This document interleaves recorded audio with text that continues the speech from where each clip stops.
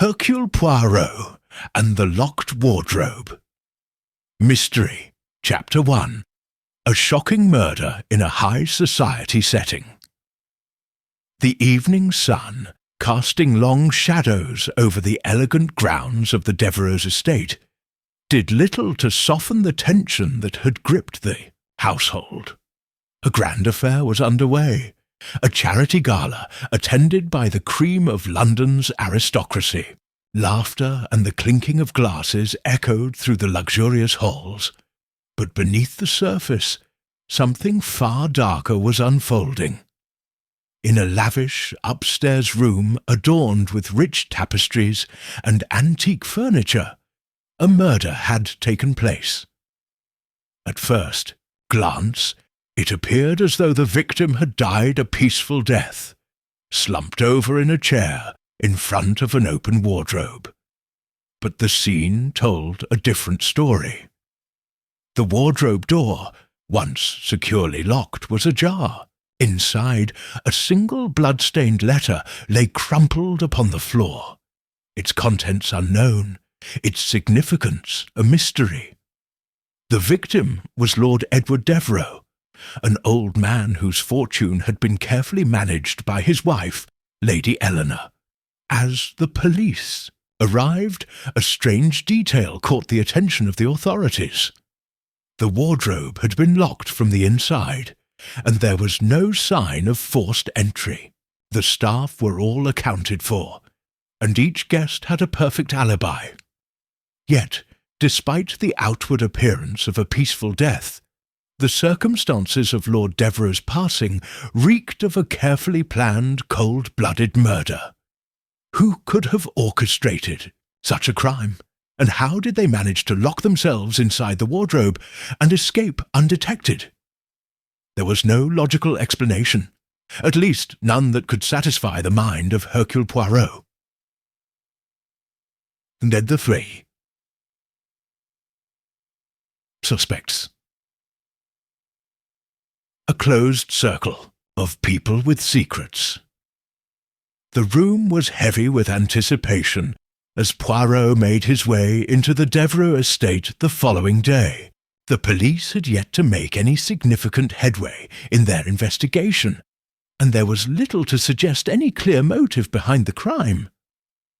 But Poirot knew that appearances were deceiving, and he had no intention of letting this case slip through his fingers.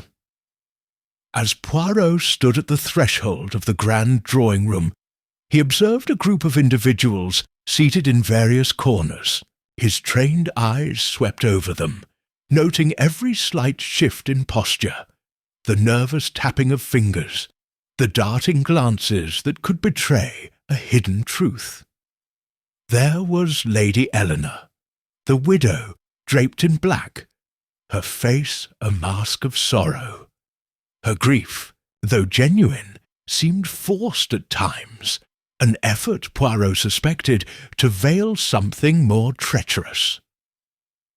Next to her sat her brother, Sir Arthur Hastings, a man with a military background, but one whose rigid posture now seemed at odds with the circumstances. His face was set in a grim, concerned frown, but Poirot could detect the faintest hint of guilt in his eyes, a shadow that quickly passed as he glanced at his sister. Then there was Dr. Edward Marnell, the family physician, who had been the one to declare Lord Devereux dead. Marnell's demeanour was smooth, almost too polished. He was a man of science, comfortable in his role as a medical professional, but Poirot saw that he was concealing something. Was it an obsession with his own professional reputation, or something more sinister? And finally, the staff. Agnes, the loyal maid who had served the Devereux family for years, and James the butler, who was always at his post and observed everything without speaking a word. Both had their own mysteries, their own stories, too perfect, perhaps, in their devotion to their employers. Poirot took a step forward, his mind already assembling fragments of the puzzle. "Ladies and gentlemen," he said in his precise, confident manner, "it is my task now to bring order to the chaos. The truth, it is hidden somewhere among you, but it will not remain hidden for long. Each of you has a role to play, whether you know it or not. So, let us begin." Poirot arrives. Poirot makes his first impression. Hercule Poirot was not an ordinary detective. His height, slight but commanding, belied the sharpness of his mind. His carefully groomed moustache and his dark eyes, sharp as a hawk's, missed nothing. His arrival was always preceded by an air of calculated assurance. And today, as he stepped into the room, every eye turned towards him. Poirot's gaze lingered for a moment on the mourners, assessing them with a look that could only be described as both thoughtful and piercing. He was not merely observing, they were the subjects of his psychological examination, and already he could see small details in their behaviour that spoke volumes. He gave a slight nod, acknowledging their presence, before speaking. "Lady Eleanor, Sir Arthur, Dr. Marnell, and the staff. I will need to know everything about the deceased, about your relationships with him, and about the events leading up to his death. There is much that is unclear, but one thing I know for certain. The answer lies within this room, and I, Hercule Poirot, shall find it." His voice, though calm and assured, held an undercurrent of quiet intensity. His reputation preceded him, but still some in the room exchanged uneasy glances, for Poirot had a way of making people uneasy, not through force, but through his uncanny ability to understand human nature. Initial interviews. Poirot questions the suspects.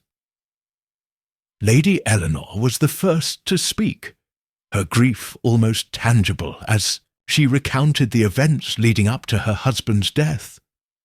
Her words were soft, almost fragile, as though she feared the truth would shatter her composure. But Poirot was listening not to her words, but to her voice, specifically the way. It wavered ever so slightly when she described the last moments of her husband's life. "Lord Devereux was in his room, alone," she said. "I did not see him after dinner, except when I found him. Like that." She paused, her eyes welling up. "I never imagined something so terrible could happen." Poirot nodded slowly, studying her face. "And yet, Lady Eleanor, you knew of the wardrobe, did you not? The locked wardrobe. Was it ever locked before?" Her gaze flickered, but she quickly regained her composure. "No, it had never been locked. It was an unusual thing for him to do, but my husband often had strange habits. You must understand, he was not well." Poirot's eyes narrowed. "You speak of strange habits. Perhaps it is a habit that conceals a secret, no?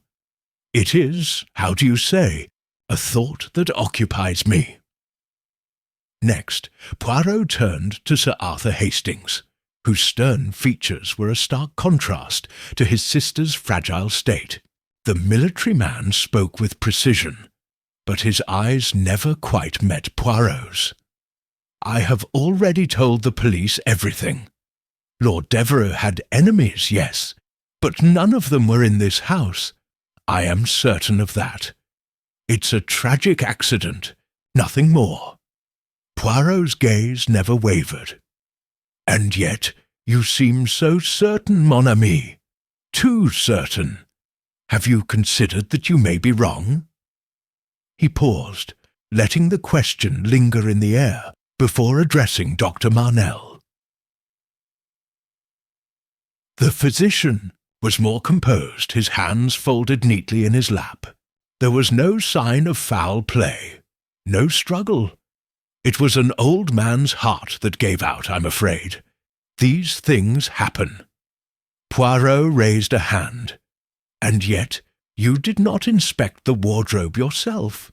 Is that not unusual for a man of your profession?" The room fell silent. Everyone had a secret, but Poirot would uncover it, bit by bit. The first false lead. A suspect appears guilty. The investigation took a sudden turn when Sir Arthur's behaviour became suspicious. Poirot's keen eye had noticed subtle inconsistencies in his alibi. He had claimed to be in the study all evening, but a servant reported that he had briefly entered the hallway near the victim's room, just moments before the murder was believed to have occurred. The police quickly moved to arrest Sir Arthur. The case appeared solved, yet Poirot was not convinced. "There is something wrong here," Poirot muttered to himself. "Something too obvious." Chapter 2. Clues, Contradictions, and the Whisper of Guilt. Hercule Poirot stood at the threshold of Lord Devereux's private chambers, his sharp eyes trailing across every detail, every inconsistency, every deviation from what would be considered natural. The heavy velvet drapes were still drawn open, allowing the midday light to illuminate the intricacies of the carpet's floral pattern and the baroque carvings on the furniture. The room was frozen in time, just as it had been when the body was discovered the night before. With a subtle motion, Poirot crouched before the grand, ornately carved wardrobe. The right door hung slightly open, the hinges creaking softly when nudged. He ran his gloved fingers along the brass keyhole. Inside, garments hung in symmetrical order, but it was not the clothes that interested him. His gaze settled on the blood-stained letter lying on the wardrobe floor. He reached inside, lifting the parchment delicately, careful not to disturb any smudges. The blood had congealed into the fibres of the paper, blotting out several words. What remained visible was a portion of a sentence. "If the truth emerges, everything we've built will fall apart." There was no name, no signature, just that ominous line trailing off into a reddish smear. Poirot carefully slipped the letter into a protective envelope. Behind him, Inspector Gerald Chalmers waited, arms crossed, impatience rolling off him like heat. "It's a locked-room mystery, Poirot, and with Sir Arthur's partial prints on the wardrobe handle and an inconsistent alibi, I think we've found our man." Poirot turned slowly, arching a brow. "Mon ami, you see the surface, the fingerprints, the opportunity, but you do not ask why. Why would Sir Arthur, a man of reputation, choose to murder his brother-in-law in such a dramatic fashion, leaving such a cryptic clue behind?" Chalmers frowned. "Desperation? A family grudge? Non," Poirot replied, stepping into the hallway, his hands behind his back. "A man with military training, who knows the precision of strategy, would not have left a note half buried in a wardrobe if he wanted the crime to go unnoticed. No, this is not his design. It is someone else's." As Poirot descended the stairs, the household remained, wrapped in an uneasy silence. Lady Eleanor had retired to her study, and the staff moved like ghosts, whispering behind closed doors. Only one figure stood still at the base of the staircase: James, the butler. Poirot approached him. "Tell me, James, were you aware of any tensions between Lord Devereux and his family members?" The butler's voice was monotone. "There were always tensions, sir. Money has a way of pulling people apart. But recently there was something new. Lord Devereux had become withdrawn. He received letters. Often, late at night. He burned most of them. Burned? Yes, sir. In the study fireplace. I noticed scraps once or twice when I cleaned, but he always did it himself. Poirot leaned forward slightly. Do you remember any names? Signatures? No names, I'm afraid. But I remember the paper. Thick, embossed at the corner. Red crest of some sort. Looked aristocratic.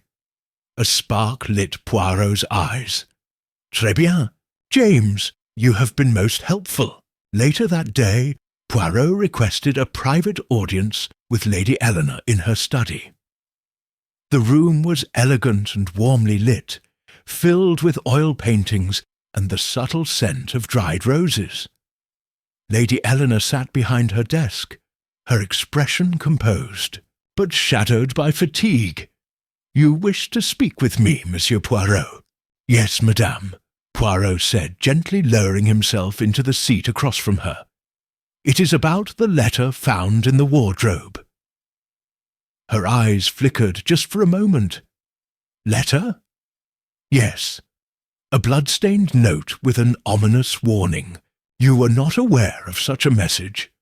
No, she said too quickly. Then, catching herself, added, At least not one like that. Poirot leaned forward. Lady Eleanor, your husband was a man of pride, yes? One who liked to control everything within his domain. But even such men have weaknesses, secrets, perhaps debts. Her face hardened slightly. If you're implying that Edward was being blackmailed. Not implying, madame. Suggesting a possibility. A man does not lock himself in a wardrobe with a letter unless he is hiding something from someone in this very house. There was a beat of silence.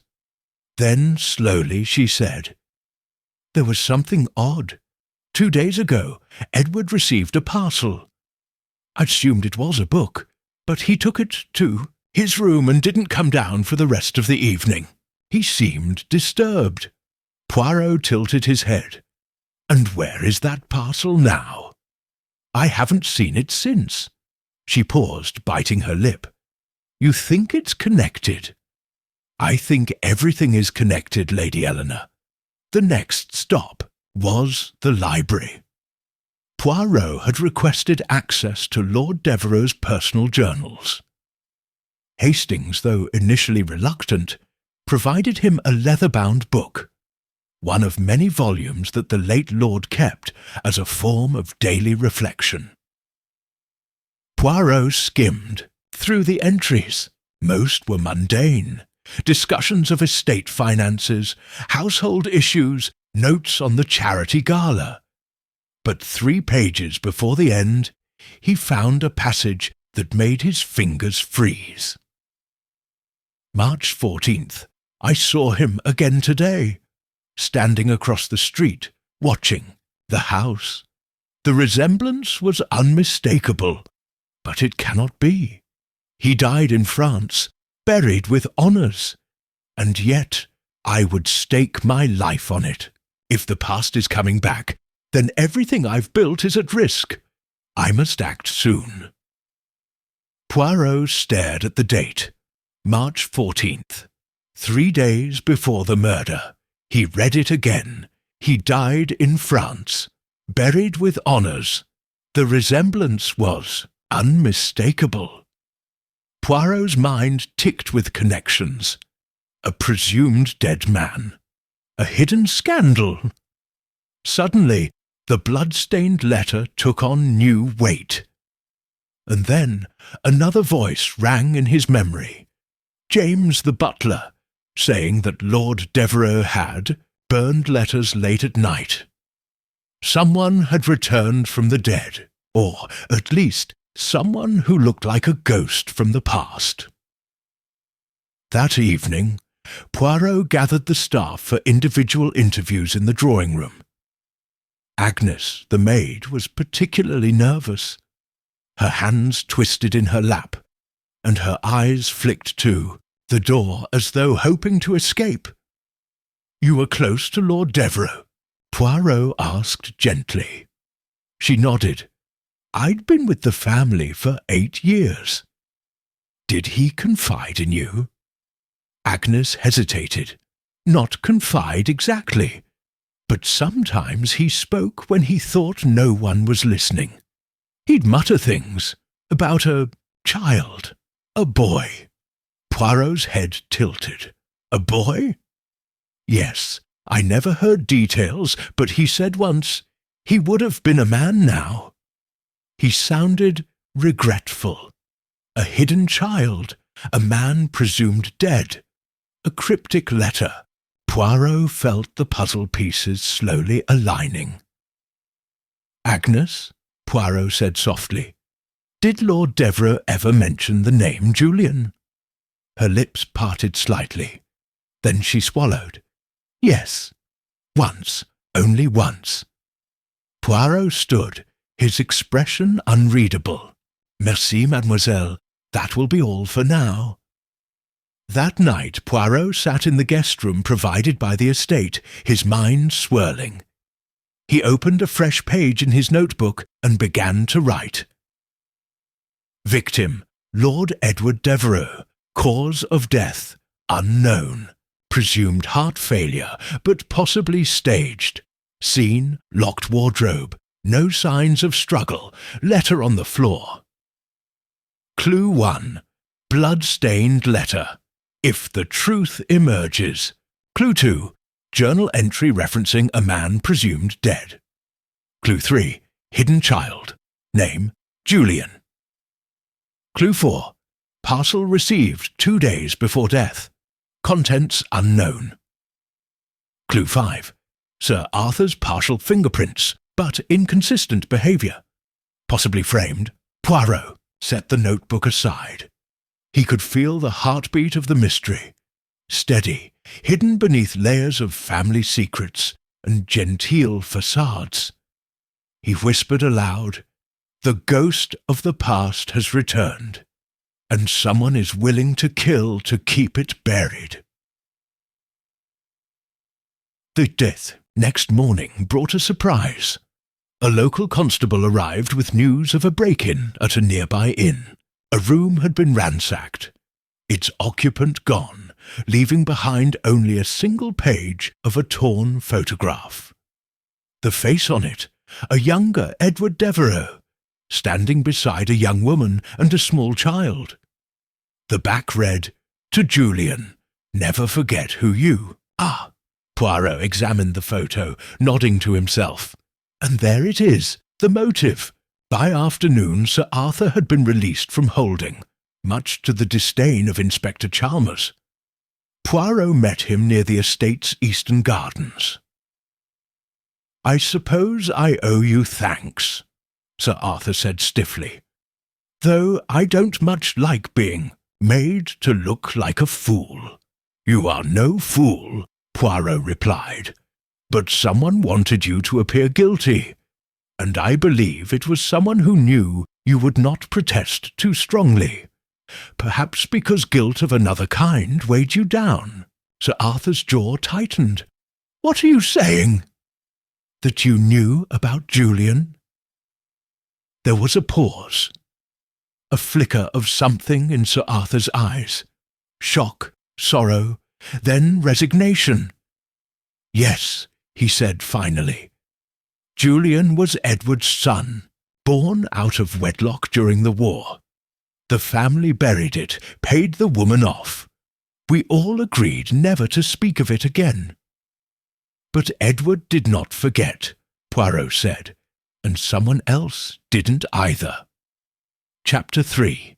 Shadows in the family garret. Early morning mist clung to the manor grounds like an old secret. The dew on the hedges shimmered faintly in the soft light, but Hercule Poirot, walking alone beneath the looming oaks, was not concerned with the beauty of nature.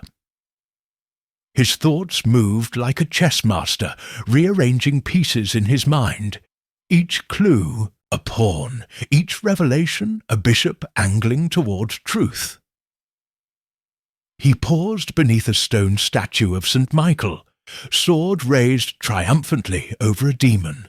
A fitting metaphor, Poirot mused, for in this house too, good and evil were locked in an eternal struggle, though neither had yet claimed victory. Moments later, Hastings joined him, hands deep in the pockets of his wool coat, his breath fogging. In the cold?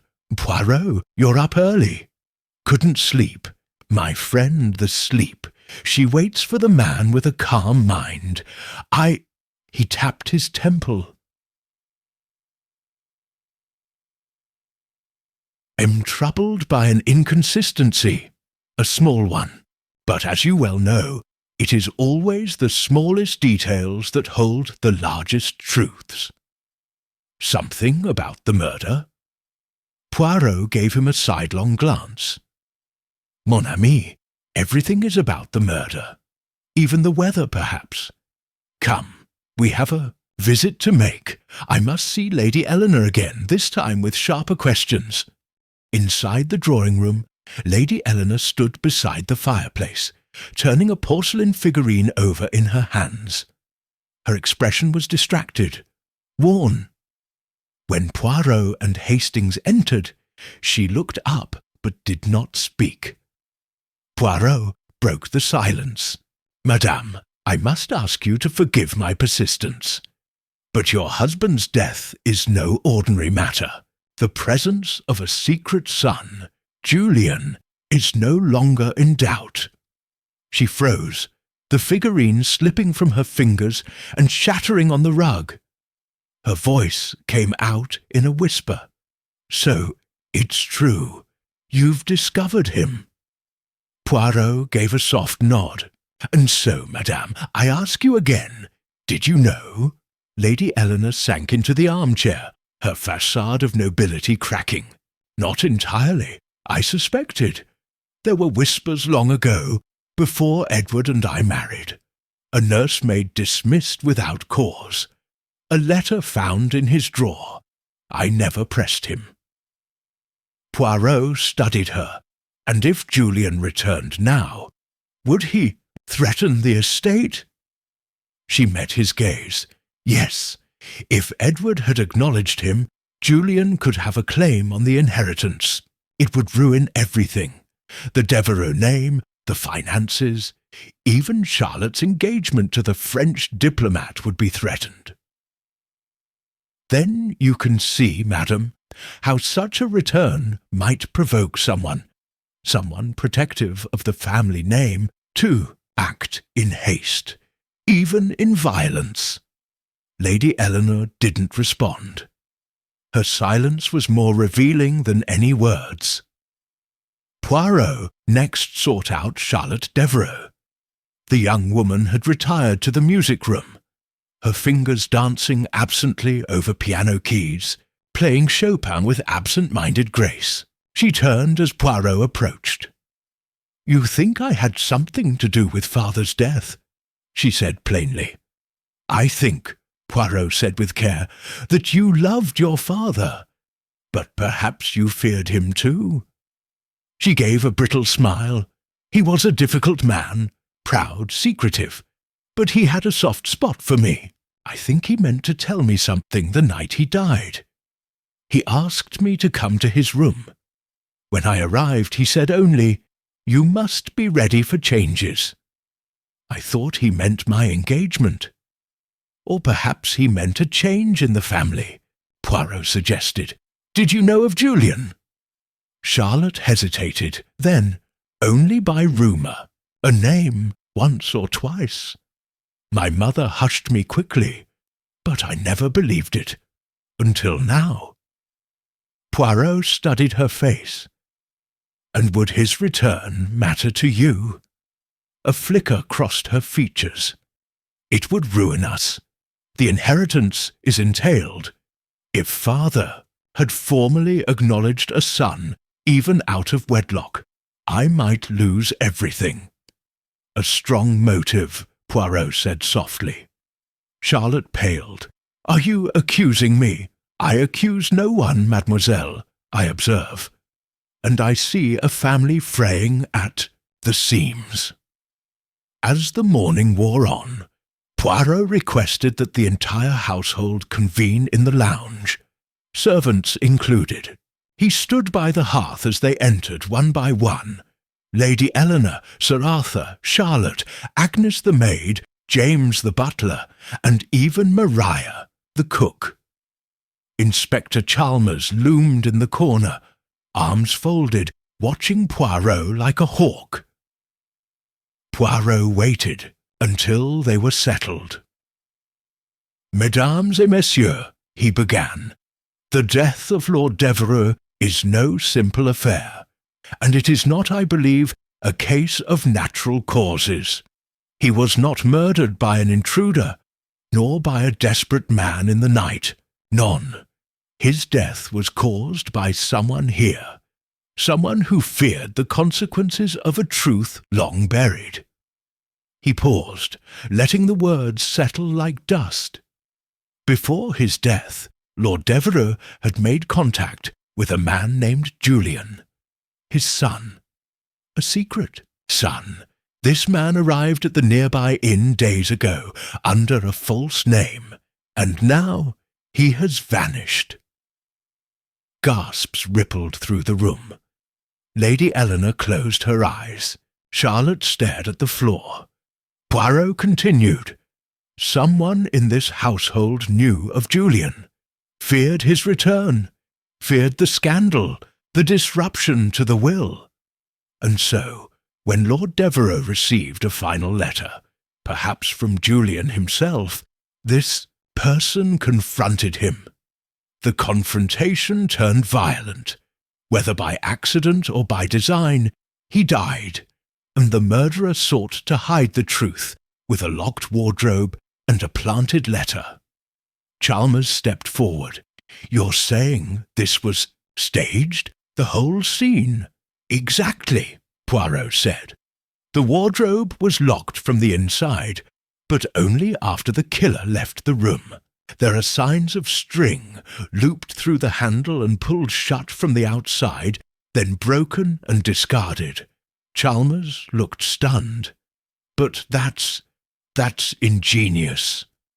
Poirot turned to the group. So I ask, who knew of the wardrobe's trick lock? Who had access to the study's string drawer? Who among you was desperate enough to silence the truth? The silence that followed was thick with tension. Then James the butler cleared his throat. I may have something, sir. In the small butler's pantry, James retrieved a small glass box from the back of a locked drawer. Inside was a watch chain, broken, and a sealed envelope. I found these the morning after the murder, he confessed, in the rubbish bin behind the gardener's shed. I knew I should report it, but I didn't want to accuse anyone. Poirot opened the envelope. Inside was a second letter, intact, unblooded, but in the same hand as the one from the wardrobe. If you won't acknowledge me, I'll take the truth public. I don't want money. I want a name. And it was signed Julian Montrose Poirot's. Eyes narrowed. The key, Hastings, he whispered. It is not who did it, but why they staged it so elaborately. That evening, Poirot requested a carriage to the local village, where the inn still kept the logbook of guests. The name Jameson Brierly was written in unfamiliar scrawl, Julian's false identity. The innkeeper confirmed that Julian had left abruptly 2 nights ago, spooked by a stranger who came asking questions. He described the man, older, stiff posture, military sort, asked a lot about the guest in room 4. Poirot's lips thinned. Sir Arthur? Back at the manor, Poirot confronted Sir Arthur alone in the billiard room. "You knew Julian had returned?" Sir Arthur nodded. "Yes, I confronted him. I thought, God help me, I thought he might be a con man, an impostor. But he had a photo, a letter from Edward, and so you threatened him," Poirot said, voice hardening. "I warned him off," Arthur said. "I never saw him again after that." "You had motive," Poirot said, "means knowledge of the wardrobe's mechanism." Sir Arthur raised his chin, but no guilt. Poirot stared at him, then nodded slowly. "Perhaps, but someone else is not so fortunate." Late that night, Poirot summoned Hastings to his room. "It is time," he said, "to end this performance. The actors have played their roles well, but I, Hercule Poirot, have read the script." He folded the letters, the photograph, and the fragments of evidence into his casebook.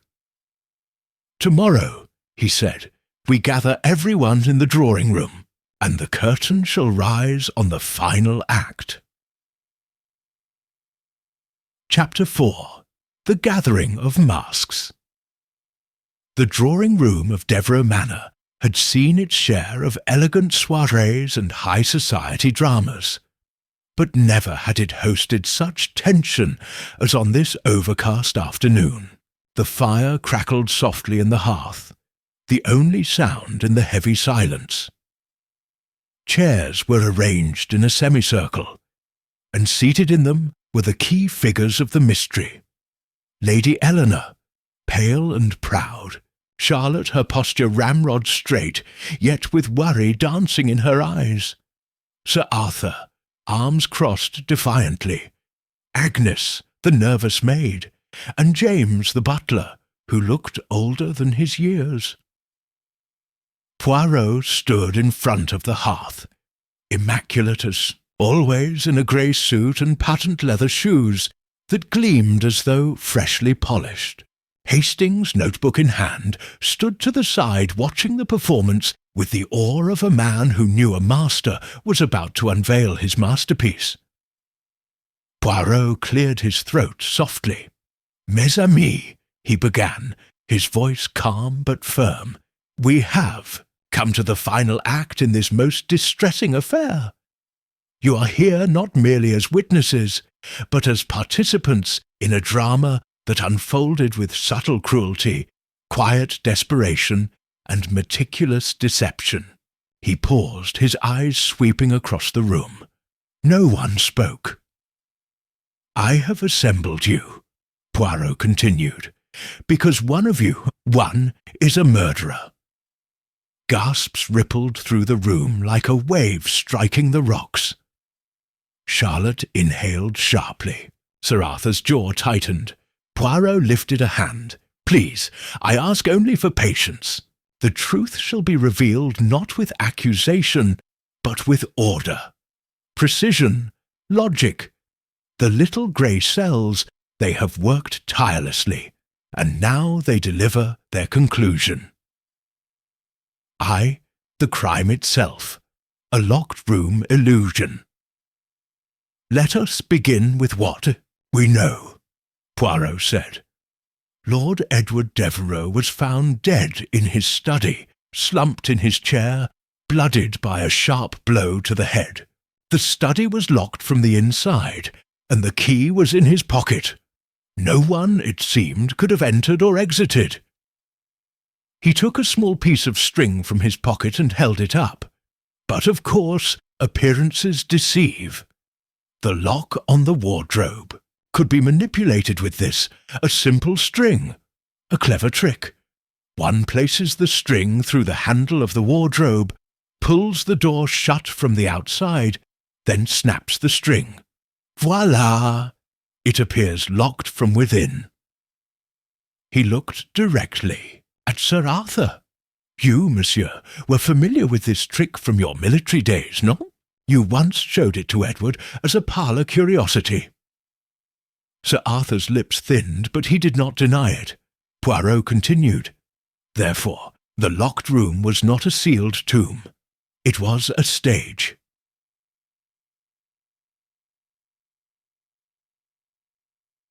The false letter and the real one Poirot held up 2 envelopes. Let us speak of the letters. The one found in Edward's hand, torn, bloodied, was an angry message signed Julian. It seemed to suggest blackmail or emotional pressure. A clear motive, yes? But too clear. He placed it down and lifted the second. This letter, found discarded and untouched by blood, is far more interesting. It too is signed Julian, but this one pleads. It speaks not of threats, but of recognition. It says, "I don't want money." The Devereux estate, Poirot said, is not merely wealth. It is legacy, and legacy is more fragile than gold. If Julian were acknowledged, he would have a rightful claim, especially if Edward amended his will. Such an amendment was rumoured. Edward himself told Charlotte the night before his death that changes were coming. He turned to Charlotte now. "You feared those changes, did you not?"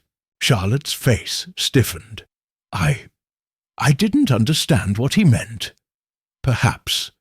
But you are not the one with the means, nor with access to the discarded string, nor, crucially, with handwriting that matches the false letter." The letters forgery Poirot picked up a sheet of paper.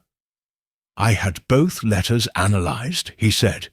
"A handwriting expert, who has worked with me before, has confirmed. The second letter is genuine. The first, the one found at the crime scene, was forged by someone who wanted to cast Julian as the villain." He turned sharply. "Agnes!" The maid looked up, trembling.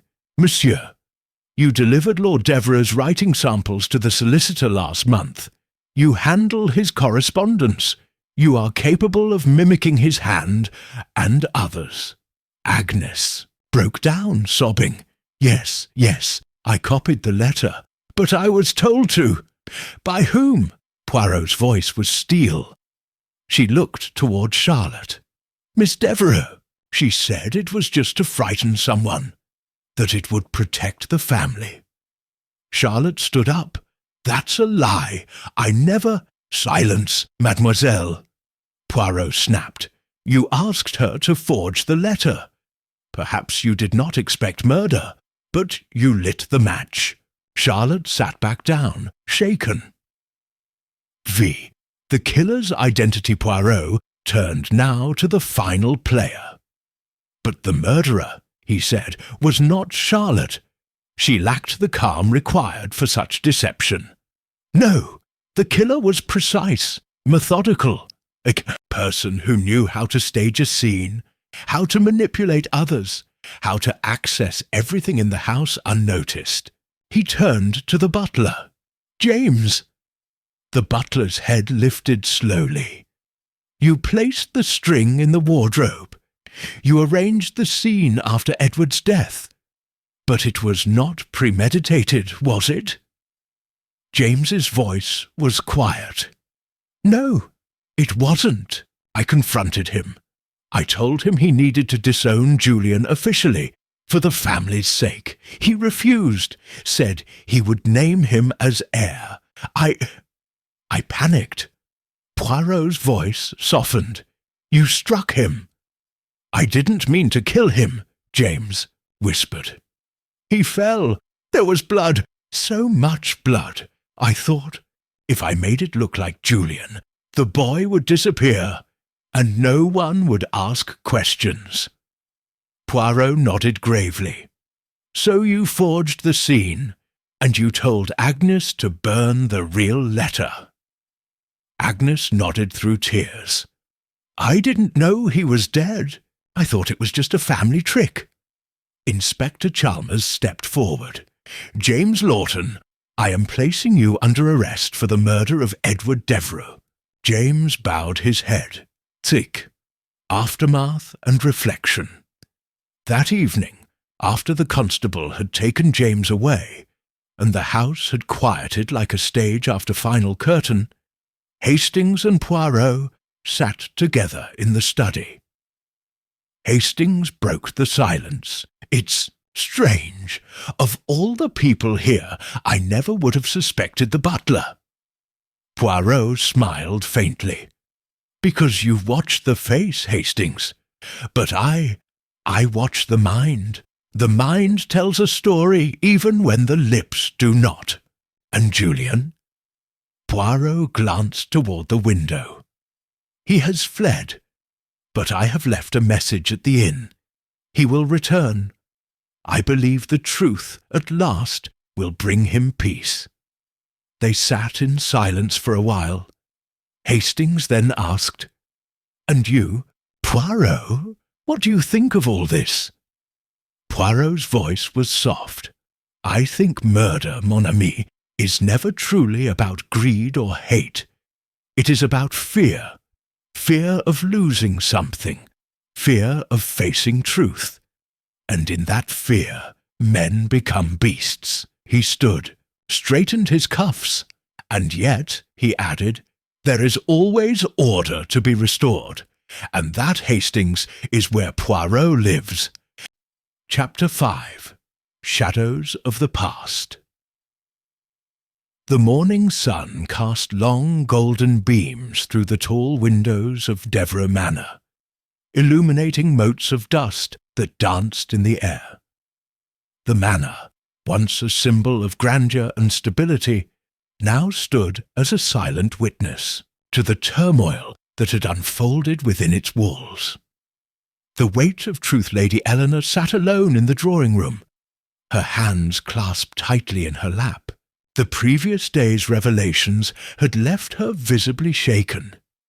The exposure of James's guilt, Charlotte's involvement in the forged letter, and the existence of Julian, her husband's illegitimate son, had shattered the facade of her carefully maintained world.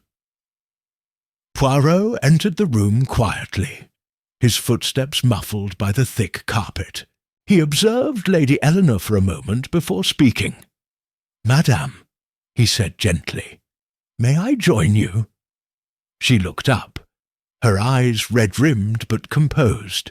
"Of course, Monsieur Poirot." He took a seat opposite her, folding his hands neatly in his lap. "Understand this has been a most distressing time for you." She nodded slowly. "Everything I thought I knew has been turned upside down.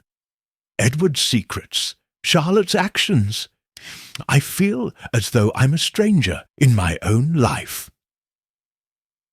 Poirot inclined his head sympathetically. "The unveiling of hidden truths often leaves us disoriented.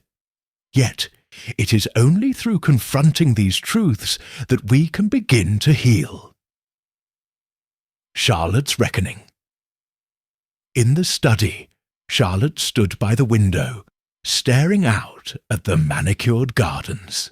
The vibrant blooms seemed incongruous against the sombre mood that pervaded the manor.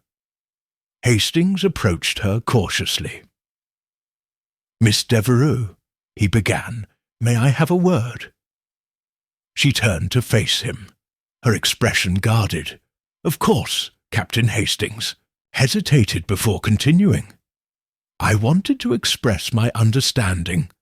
The pressure you must have felt, the fear of losing your place in the family, it's understandable."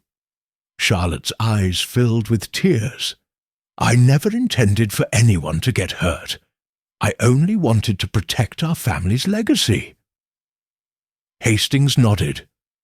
"Sometimes our actions, though well-intentioned, can lead to unforeseen consequences." Looked away, her voice barely above a whisper. "I will have to live with that knowledge for the rest of my life." Julian's return. Later that afternoon, a carriage arrived at the manor. Julian stepped out, his demeanour composed but wary. Poirot greeted him at the entrance. "Welcome back, Monsieur Julian," Poirot said warmly. Julian nodded. "Thank you, Monsieur Poirot. I received your message." They walked together to the drawing-room, where Lady Eleanor awaited. Upon seeing Julian, she stood, her posture stiff. "Eleanor," Julian began, "I understand this is a difficult situation. I did not come here to claim anything, only to understand my origins." She studied him for a moment before responding. "You have your father's eyes." Julian offered a faint smile. "So I've been told." She gestured for him to sit. "Perhaps we should talk." Within the days that followed, the solicitor arrived to read Edward Devereux's will. The family gathered in the library. The atmosphere tense. The solicitor cleared his throat. According to Lord Devereux's last testament, dated 2 weeks prior to his death, he bequeaths the majority of his estate to his son, Julian. Gasps echoed through the room. Charlotte's face paled, while Lady Eleanor remained stoic. The solicitor continued, "Lady Eleanor is to retain the manor and a substantial annuity. Miss Charlotte is to receive a trust fund." Julian looked around the room, his expression unreadable, Poirot's reflection. As the sun set on Devereux Manor, Poirot and Hastings took a walk in the garden. "A most complex case, Hastings," Poirot mused. "Indeed, Poirot. The layers of deception, the hidden motives, it was like peeling an onion." Poirot chuckled, and with each layer tears were shed. Hastings smiled. "Do you believe the family will find peace?" Poirot paused, gazing at the horizon. "In time, perhaps. Truth, though painful, is the first step towards healing." Chapter 6. Echoes of the Paso. Morning sun cast a golden hue over Devereux Manor, its rays filtering through the tall windows and illuminating the dust particles dancing in the air. The manor, once a symbol of grandeur and stability, now stood as a silent witness to the turmoil that had unfolded within its walls. The weight of Truth Lady Eleanor sat alone in the drawing-room, her hands clasped tightly in her lap. The previous day's revelations had left her visibly shaken.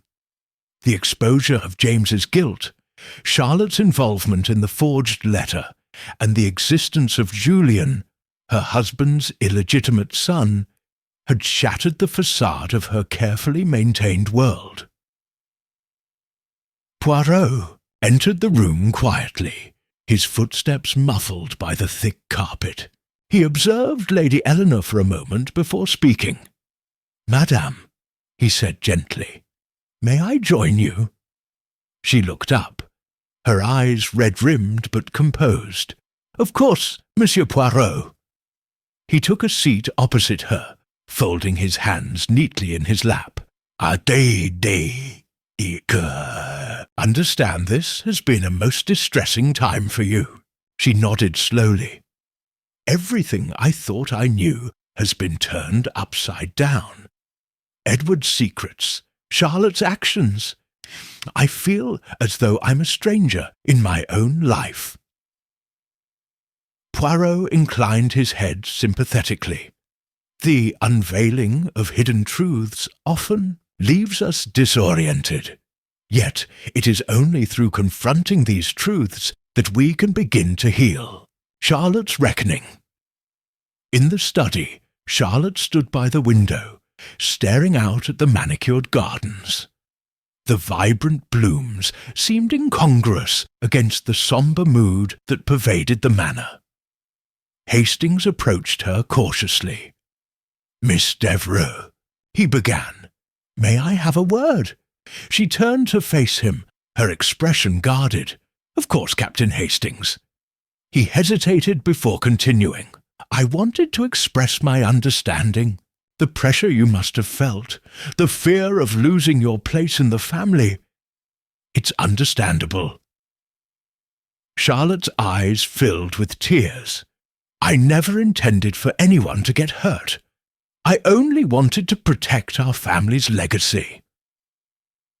Hastings nodded. "Sometimes our actions, though, well-intentioned, can lead to unforeseen consequences." She looked away, her voice barely above a whisper. "I will have to live with that knowledge for the rest of my life." Julian's return. Later that afternoon, a carriage arrived at the manor. Julian stepped out, his demeanour composed but wary. Poirot greeted him at the entrance. "Welcome back, Monsieur Julian," Poirot said warmly. Julian nodded. "Thank you, Monsieur Poirot. I received your message." They walked together to the drawing-room where Lady Eleanor awaited. Upon seeing Julian, she stood, her posture stiff. "Lady Eleanor," Julian began, "I understand this is a difficult situation. I did not come here to claim anything, only to understand my origins." She studied him for a moment before responding. "You have your father's eyes." Julian offered a faint smile. "So I've been told." She gestured for him to sit. "Perhaps we should talk." Within the days that followed, the solicitor arrived to read Edward Devereux's will. The family gathered in the library, the atmosphere tense. The solicitor cleared his throat. "According to Lord Devereux's last testament, dated 2 weeks prior to his death, he bequeaths the majority of his estate to his son, Julian." Gasps echoed through the room. Charlotte's face paled, while Lady Eleanor remained stoic. The solicitor continued. "Lady Eleanor is to retain the manor and a substantial annuity. Miss Charlotte is to receive a trust fund." Julian looked around the room, his expression unreadable. Poirot's reflection. As the sun set on Devereux Manor, Poirot and Hastings took a walk in the garden. "A most complex case, Hastings," Poirot mused. "Indeed, Poirot. The layers of deception, the hidden motives. It was like peeling an onion." Poirot chuckled, and with each layer, tears were shed. Hastings smiled. "Do you believe the family will find peace?" Poirot paused, gazing at the horizon. "In time, perhaps. Truth, though painful, is the first step towards healing." Chapter 7. The gathering storm that had broken over Devereux Manor in the form of truths long buried, was far from passing. In the days following the will's reading, silence hung heavy in the halls. Words, when spoken, were cautious, emotions guarded, and yet, within each member of the household, a change was stirring, some subtle, some fierce, all inevitable. Lady Eleanor's resolve. Lady Eleanor rose earlier than usual that morning. The window panes were misted with dew, and the scent of lavender lingered faintly from the garden below. She sat at her desk, going through household correspondence with careful precision, her way of restoring order where chaos had begun to nest.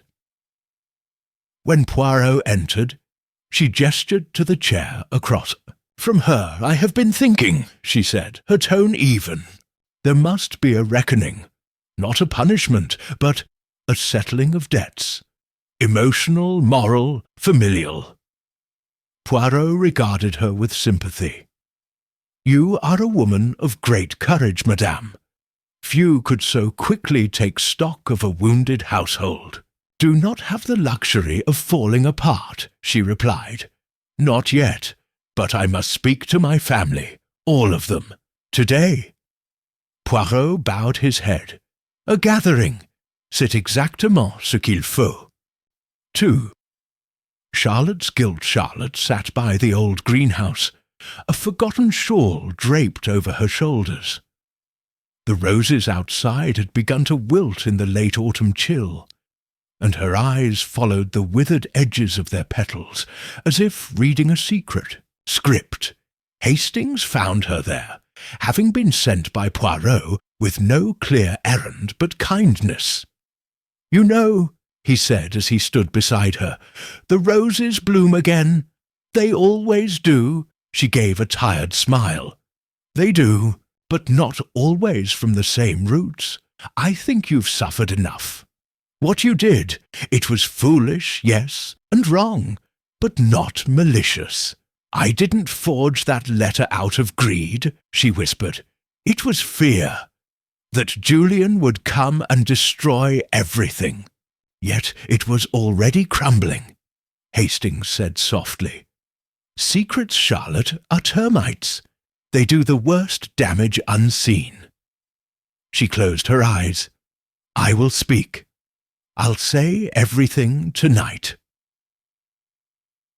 Julian's integration Lefre spent the day exploring the estate alone, careful not to step on familiar paths, as if doing so might trespass on memories that weren't his.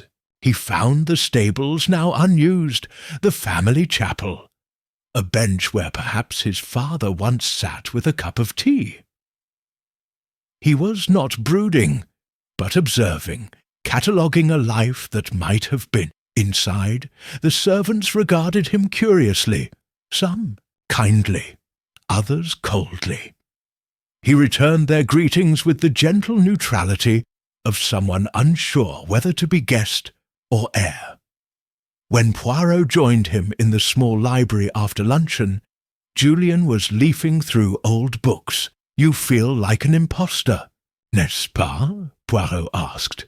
Julian smiled faintly. "How does one inherit a life he never lived?" "With patience," Poirot said, "and humility. Your presence is not an invasion, monsieur. It is the consequence of truth." Julian closed the book. "I will attend Lady Eleanor's meeting, but I will not beg for belonging." "You will not need to," Poirot replied. "The truth is enough." The family meeting. They gathered in the drawing-room as the grandfather clock struck 7. The fire crackled, and a storm was beginning to roll outside, a fitting backdrop to the emotional storm indoors. Lady Eleanor stood tall and composed. Poirot took no seat, but stood near the hearth, watching every movement, every twitch, every silence. "I have asked you here," Lady Eleanor began, "because too much has been hidden, and I will hide nothing further."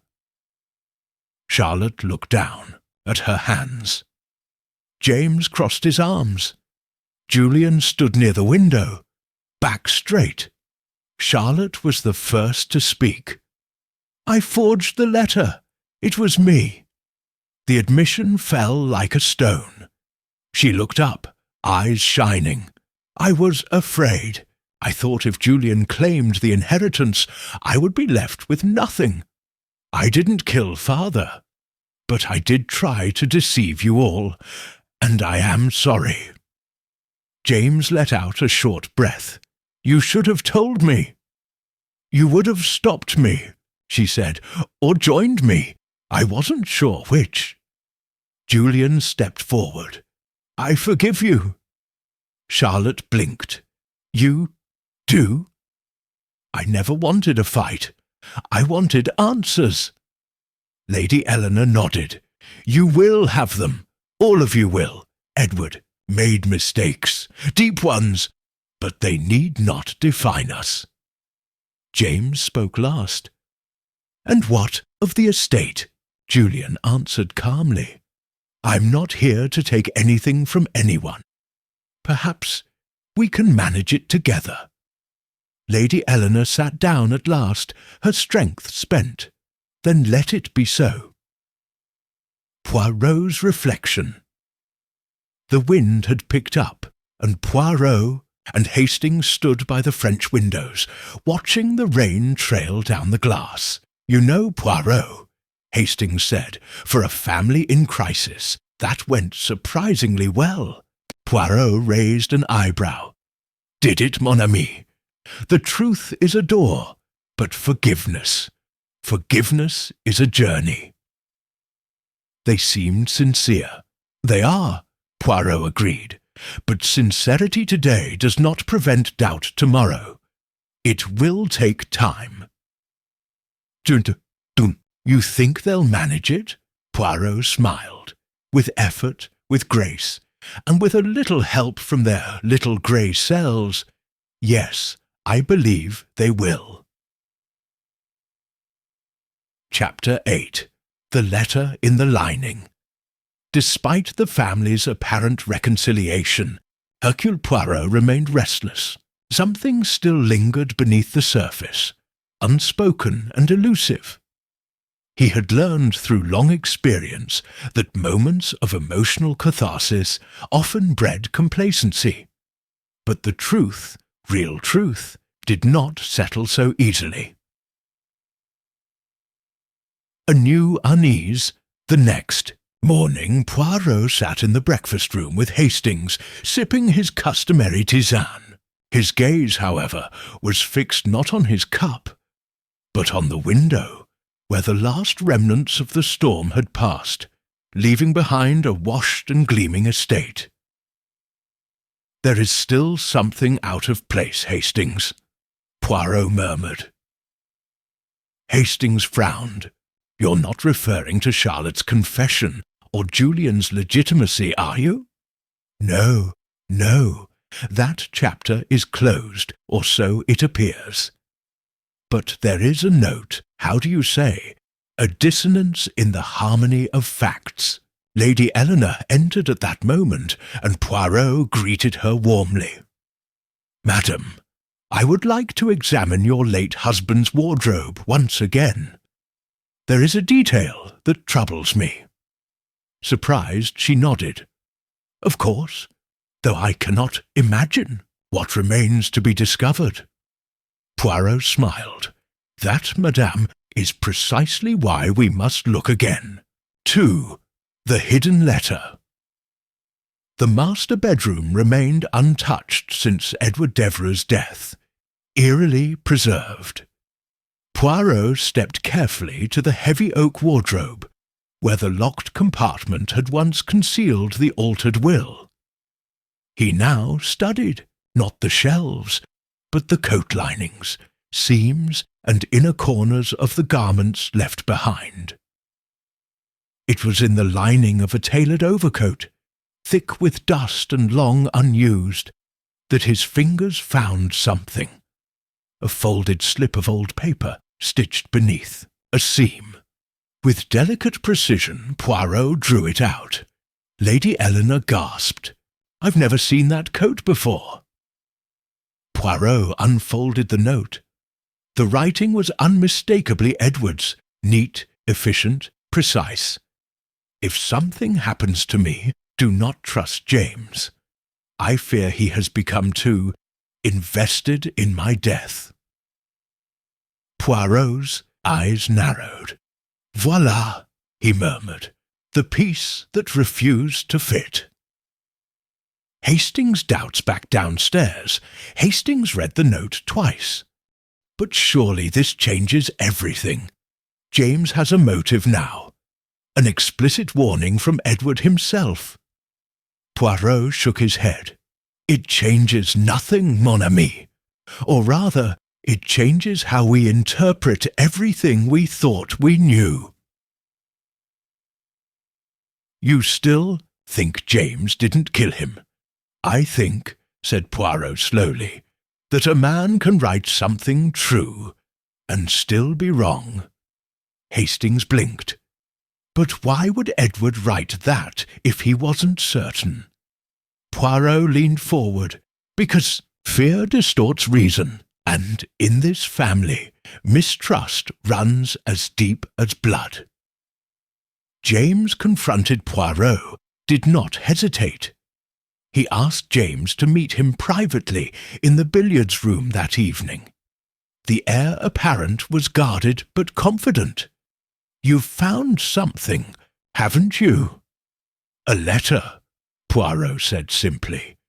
"From your father." He handed the slip over. James read it with visible alarm, his jaw tightening. "I knew he didn't trust me," James muttered. "He suspected everything after I questioned him about the will." Poirot was quiet for a long moment. Then, "Did you want him dead, Monsieur James?" James looked up, eyes hard. "No, I wanted him to see me, really see me, not just as the soldier or the one who carried the family name, but as someone worthy of his trust. Instead, he gave it to Julian." "But you did argue." "Yes, bitterly, 2 days before he died, but I left him alive." Poirot nodded. "You realize, of course, this letter paints you as a suspect once more." James's mouth twisted into a bitter smile. "What else is new?" 5. Charlotte's Whisper. Later that night, Charlotte came to Poirot in secret. "There's something I didn't say before," she confessed, her voice barely above a whisper. "About the night Father died." Poirot gestured for her to sit. Saw James leave Father's study in the late hours, long after everyone was asleep. He looked shaken. "Why did you not mention this sooner?" "I wasn't sure if I imagined it, and I was too wrapped up in my own deception." Poirot nodded, silent. "Merci, mademoiselle. It may be the final thread." 6. A locked drawer. Reopened Poirot returned to Edward's study one last time, this time requesting Julian's company. Together they examined Edward's desk, the same, one where the altered will had been read. But Poirot's attention was on the bottom drawer, locked still. Lady Eleanor had once said she didn't know where the key was. Julian frowned. He used to hide spare keys in the umbrella stand. Sure enough, beneath the brass base of an old walking stick was a small iron key. Inside the drawer was a journal, not a diary of emotion, but a ledger, Edward's private financial records. What they revealed chilled Poirot to the core. "There was a payment," Julian said, stunned. "Large, repeated, to someone named S.W." Poirot tapped the entries. Regular payments, then a sudden stop, 3 weeks before Edward's death. And here a note. "S.W. threatened to tell Eleanor if I cease." Julian paled. Blackmail? Poirot exhaled deeply. "Oui. And now we must discover who is S.W." Chapter 9. The Identity of S.W. The evening air was heavy with tension, a quiet prelude to the final resolution. Poirot paced slowly in the drawing-room, his mind piecing together the fragments of information, each clue slipping into place like the final pieces of an intricate puzzle. The discovery of the financial ledger had shifted the investigation toward new and unexpected territory.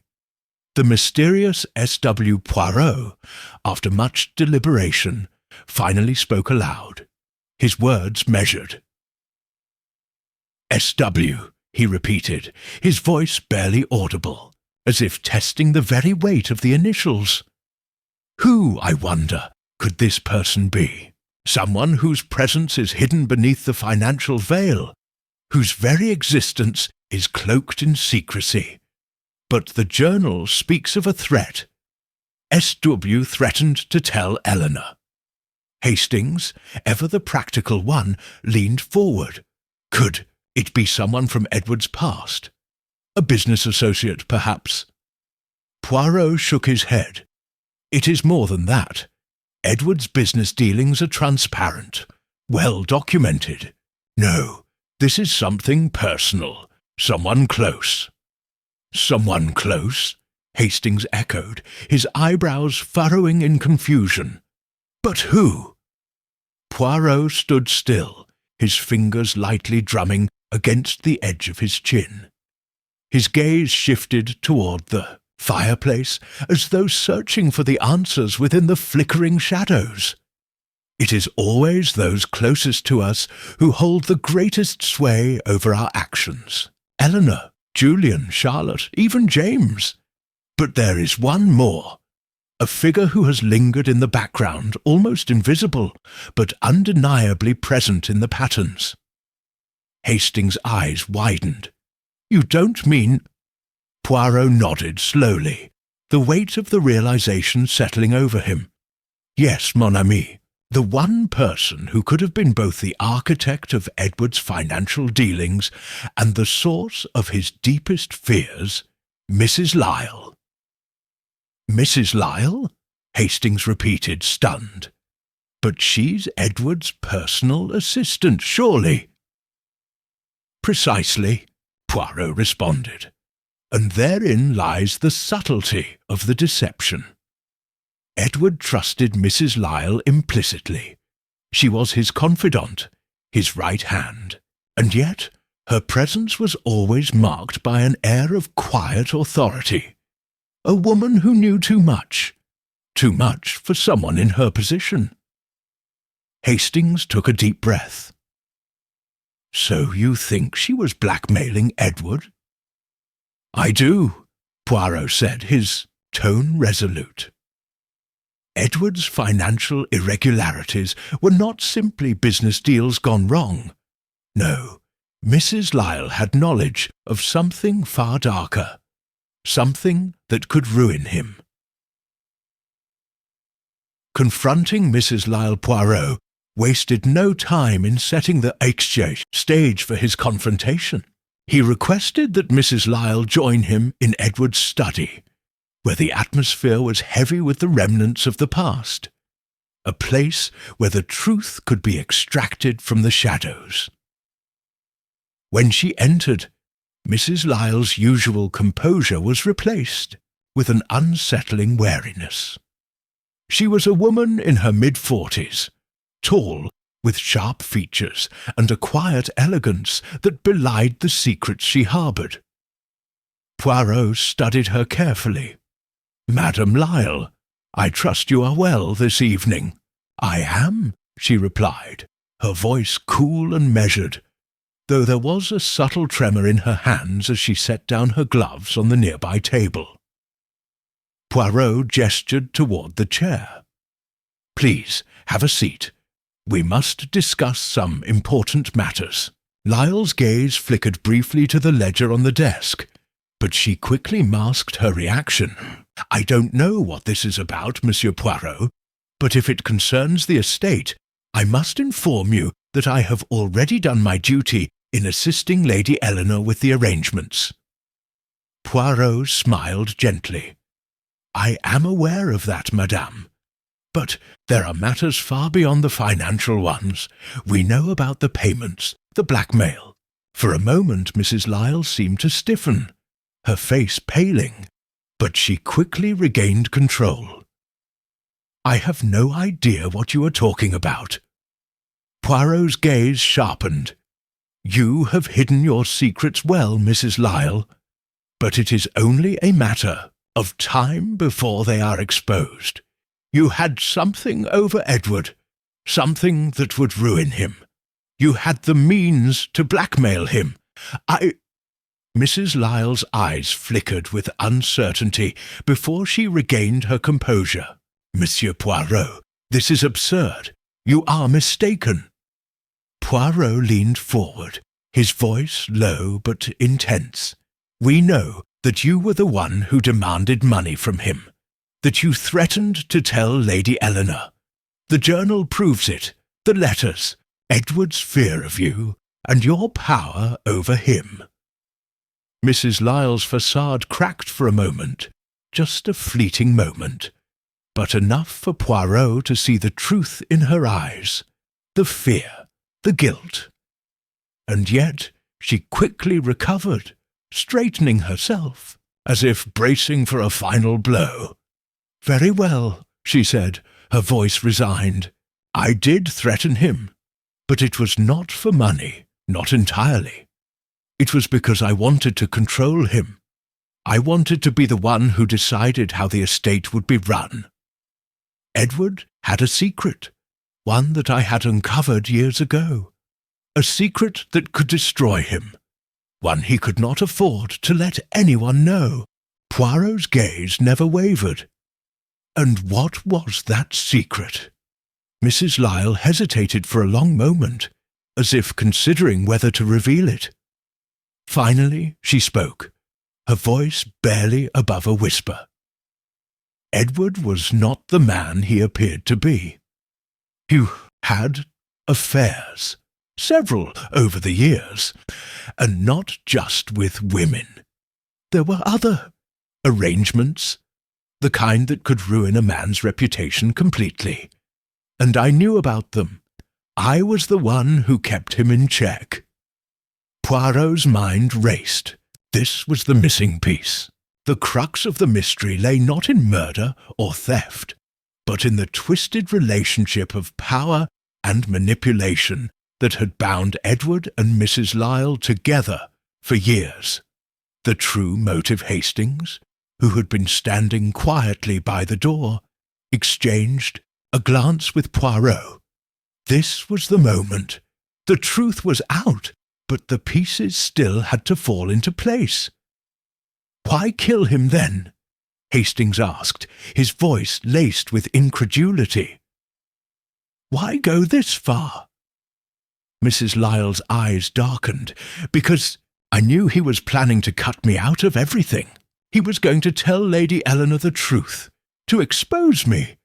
And once that happened, my hold over him would be gone. He was going to ruin me." "And you killed him to prevent that?"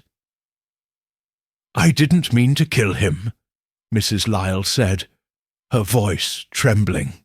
"But when I confronted him, when he said he was going to tell Eleanor, I lost control. I didn't plan it. I never intended for him to die." Poirot's eyes narrowed. "So it was an accident." "No, not exactly. I used the poison. It was meant to be a warning. Just a small dose. But when Edward fell, it was too late to stop it." Poirot's mind clicked into place. "And the wardrobe. You knew he would go to his study, and you knew the wardrobe had been tampered with before, so you made sure to plant the evidence." Mrs. Lyle nodded. "I needed it to look like someone else. James, or even Lady Eleanor herself. I had to divert suspicion. No one could know the truth. The final revelation." Poirot took a deep breath, allowing the truth to settle around him. It was not the simplest solution, nor the most obvious, but it was the one that made sense. "Madame Lyle, you were the one who had everything to gain from Edward's death, and yet it was your own fear of exposure that led to his undoing." Her shoulders slumped. "Yes, I am guilty, but I did not want this. I only wanted to control the situation." Poirot turned to Hastings, signalling the end of the conversation. "The case is closed. The murderer has been found." Chapter 10. The final gathering. The night had fallen quiet, as the guests gathered once again in the grand drawing-room. The flickering fire in the hearth did little to dispel the tension that hung in the air like an invisible shroud.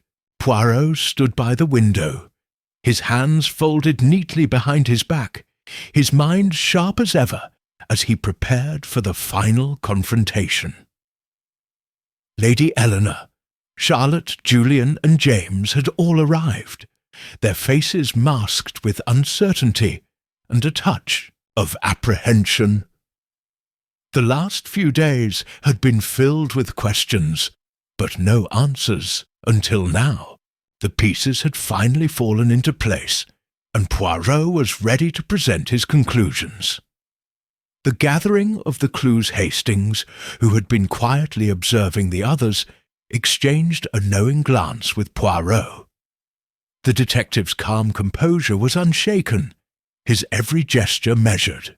He turned to face the assembled group, his eyes narrowing as he surveyed each face with his usual precision. "The time has come," Poirot said softly, his voice commanding attention, "to reveal the truth that has been hidden under layers of deception. You have all been part of a puzzle, one in which the pieces seem to fit but never quite aligned. Now, I will make them whole." There was a ripple of nervous energy among the group as they shifted in their seats. Lady Eleanor's face was pale, her hands clasped tightly in her lap, while Julian and Charlotte exchanged anxious glances. James sat stiffly, his expression unreadable. Poirot's gaze swept over the group before he spoke again. "I will begin with the most important fact. Edward was killed by someone who was close to him, someone he trusted completely, and someone who had the most to lose if the truth about Edward's secrets were revealed." Lady Eleanor's eyes widened. "You don't mean—" Poirot nodded, his expression grim. "Yes, madame. The murderer is none other than your trusted assistant, Mrs. Lyle." A collective gasp filled the room as Mrs. Lyle, who had been standing quietly by the door, stepped forward. Her posture was stiff, her face pale but composed. The shock was evident in her eyes, but there was no fear, no real surprise. She had known this moment would come. The confession Poirot turned to Mrs. Lyle, his gaze unwavering. "You have played your part in this crime, madame. Your role was subtle, yet significant. You knew the man you worked for, Edward, had secrets. Dark secrets that, if exposed, would ruin him and destroy the life he had built." Mrs. Lyle's lips trembled slightly, but she said nothing. "The ledger, which you tried so hard to keep hidden, contained more than just financial irregularities," Poirot continued. "It revealed that Edward had been involved in illicit affairs, both with women and with individuals whose names he could not afford to have associated with him. Your knowledge of these affairs gave you the power to manipulate him." Hastings shifted uneasily, but Poirot did not look away from Mrs. Lyle. "You threatened to reveal his secrets, did you not? You knew that if you did, Edward would be finished. His reputation would be shattered, his wealth dissipated. But you underestimated one thing, madam: Edward's strength of will. He was preparing to tell Lady Eleanor the truth. He had decided that the time had come to expose you, and that, madame, was what pushed you to murder." Mrs. Lyle finally spoke, her voice a thin whisper. "I didn't want to kill him. I never meant for it to happen." Poirot's eyes softened, but his voice remained firm. "But you did. The poison you administered was meant to be a warning, just a small dose to frighten him. But as is so often the case, a warning can spiral into something far more deadly." She looked away, unable to meet his gaze. "I only wanted to control him, to keep him in my power. Poirot nodded. "And you did so successfully, until he tried to break free." Lady Eleanor, her voice trembling, spoke up. "But how? How did he die? The wardrobe. Why was it so important?" Poirot turned to her, his expression thoughtful. "The wardrobe," he said slowly, "was part of the deception." Mrs. Lyle knew that Edward would be found in his study, so she made sure that the wardrobe was tampered with. The marks inside the wood were not made by anyone else. It was Mrs. Lyle who had been responsible. She had planned it meticulously, making it appear as though a struggle had taken place. James' voice broke through the tension. "But why the wardrobe, Poirot? What does it mean?" Poirot raised a finger. "The wardrobe was a symbol, monsieur. A symbol of containment. A place where secrets were locked away. Mrs. Lyle knew that. The wardrobe would be examined, and that the peculiar marks inside it would suggest a physical struggle. But she did not count on one thing: the little grey cells of Hercule Poirot." He paused dramatically, allowing the weight of his words to settle.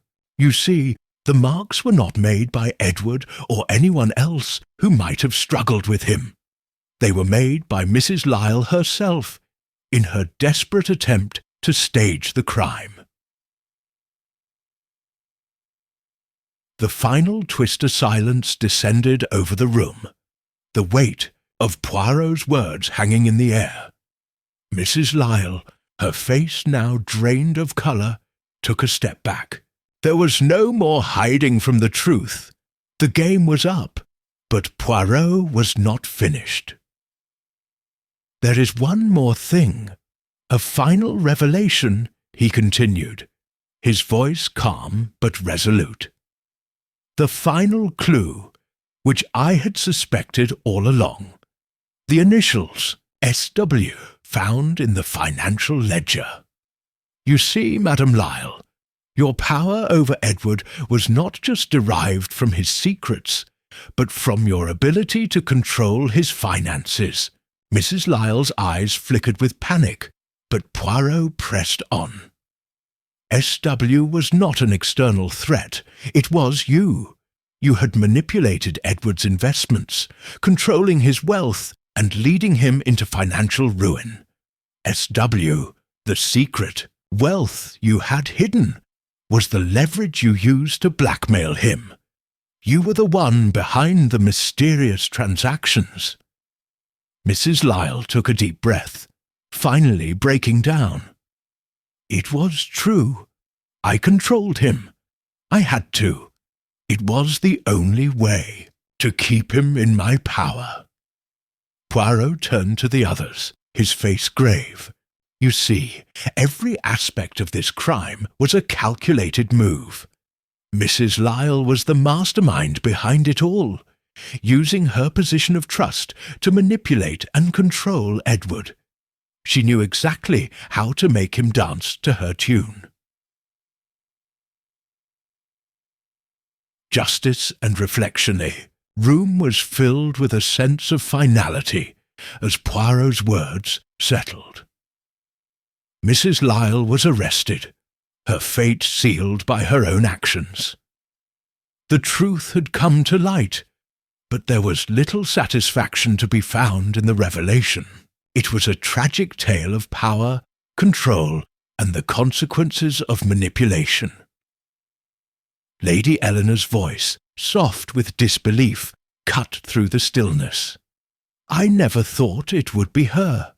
She seemed so loyal, so devoted to Edward." Poirot gave a small, understanding smile. "That, madame, is the true danger. The ones who are closest to us are often the ones who have the most to hide." As the authorities arrived to take Mrs. Lyle away, Poirot turned to the group, his gaze thoughtful. "And so, the case is closed. Justice has been served." Hastings, ever the optimist, looked at Poirot with a smile. "Well, Poirot, it seems your little grey cells have once again unravelled the truth." Poirot's lips curled into a wry smile. "It is always a matter of precision, Hastings. The human mind is the most complicated puzzle of all." With that, Poirot turned toward the door, his footsteps light as he prepared to leave the house of mystery behind him. "I shall leave you now," he said, his voice full of quiet finality. "But remember this, truth has a way of coming to light, no matter how deeply it is hidden. Until next time, my friends." And with that, Hercule Poirot walked out into the night, leaving behind a world forever changed by his unmatched brilliance. Chapter 11. The Final Puzzle. A few weeks had passed since the case of the locked wardrobe was resolved.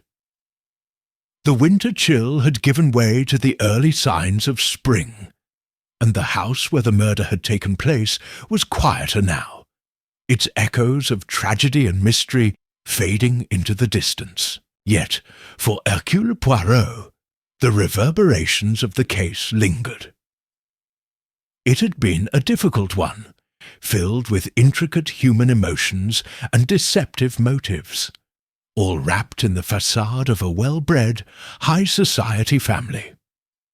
The crime itself had been baffling at first, too many twists, too many false leads. But Poirot had trusted his little grey cells, and in the end the puzzle had revealed its true form. Yet there was something that still bothered him, something that tugged at the back of his mind, like a puzzle piece that didn't quite fit. Hastings, always the optimist, had returned to England, his mind already moving on to the next adventure, but Poirot found himself lingering, looking over the details of the case once more. He had not yet shared his final thoughts with anyone, not even with his loyal friend. The truth had been uncovered, but something about it felt unfinished. Quiet afternoon. Poirot sat at his desk, the soft tick of the clock the only sound in the room. He opened the file on the case once more. The statements, the evidence, the subtle nuances of the suspect's behaviour. As he sifted through the familiar pages, a single detail struck him, one that had slipped his notice in the frenzy of the investigation. It was something Mrs. Lyle had said during her confession, something that didn't quite match with the rest of her narrative. At the time, Poirot had attributed it to her guilt, but now, looking back, he was not so sure. There was an odd phrase she had used, almost in passing, as if it was an afterthought. Edward always had a way of getting what he wanted, even from the grave. It had seemed a strange, almost cryptic thing to say. But Poirot had been so focused on the immediate confession, on the emotions swirling around the crime, that he hadn't given it a second thought. But now, in the silence of his study, the words echoed in his mind. What did Mrs. Lyle mean by that? Had she truly acted alone? Or had someone else been pulling the strings? The idea that she might have been manipulated, perhaps by someone with even darker motives, seemed absurd at first. Yet there was always the possibility that Poirot had missed something. With a sharp intake of breath, Poirot rose from his desk and began pacing. He could feel the stirrings of a new mystery forming, a delicate thread that might unravel the entire case. There was no time to waste. His mind was sharp, and his instincts told him there was more to this story than met the eye. He would not allow the case to close so simply. Without delay, Poirot telephoned Hastings. "Hastings, it is Hercule Poirot. I must ask for your assistance once more. I have a matter that requires your insight." Within the hour, Hastings arrived, his face filled with curiosity. "What's this about, Poirot? I thought the case was closed." Poirot motioned for Hastings to sit. "Ah, my friend, you are right. On the surface, everything has been resolved. Mrs. Lyle confessed to the crime, and the authorities have acted accordingly. But there is a small detail, a shadow in the case that I have yet to dispel." Hastings raised an eyebrow. "A shadow? You mean there's more to it?" Poirot nodded, his expression thoughtful. "Indeed, it is something Mrs. Lyle said during her confession. Edward always had a way of getting what he wanted, even from the grave. These words have troubled me ever since, and I now believe they are more than mere remorse. They are a clue, a message left behind by someone who was not entirely forthcoming." Hastings was quiet for a moment, considering the implications. "So you think someone else was involved in Edward's death? Someone we overlooked?" Poirot's eyes gleamed with intensity. "Exactly. There is someone in this case who has managed to remain in the shadows, someone who may have manipulated Mrs. Lyle, or perhaps even orchestrated the entire crime. We must revisit the evidence and look for any inconsistencies, any overlooked detail that might give us a new lead." Poirot and Hastings spent the next several hours poring over the case files, scrutinizing every witness statement, every clue, every seemingly insignificant remark. It was a tedious task, but Poirot's mind was relentless, his attention to detail unmatched. As they dug deeper into the relationships between the key players, Poirot began to see patterns emerging, patterns he had missed the first time around. There was the subtle tension between Mrs. Lyle and her daughter, Eleanor, who had seemed so disinterested in the case. There was the odd behaviour of the housekeeper, Mrs. Prescott, who had been far too calm throughout the investigation. And then there was the strange appearance of the locked wardrobe, a detail that had once seemed so trivial, but now appeared to be the key to everything. Poirot stood up suddenly, a sharp realization lighting up his eyes. "It is not enough, mon ami, to look at the crime itself. We must look at the entire setup, the locked wardrobe, the carefully staged scene. Someone wanted us to focus on Mrs. Lyle. They wanted us to see her as the murderer. But the truth is, she was merely a pawn in someone else's game." Hastings looked at him, bewildered.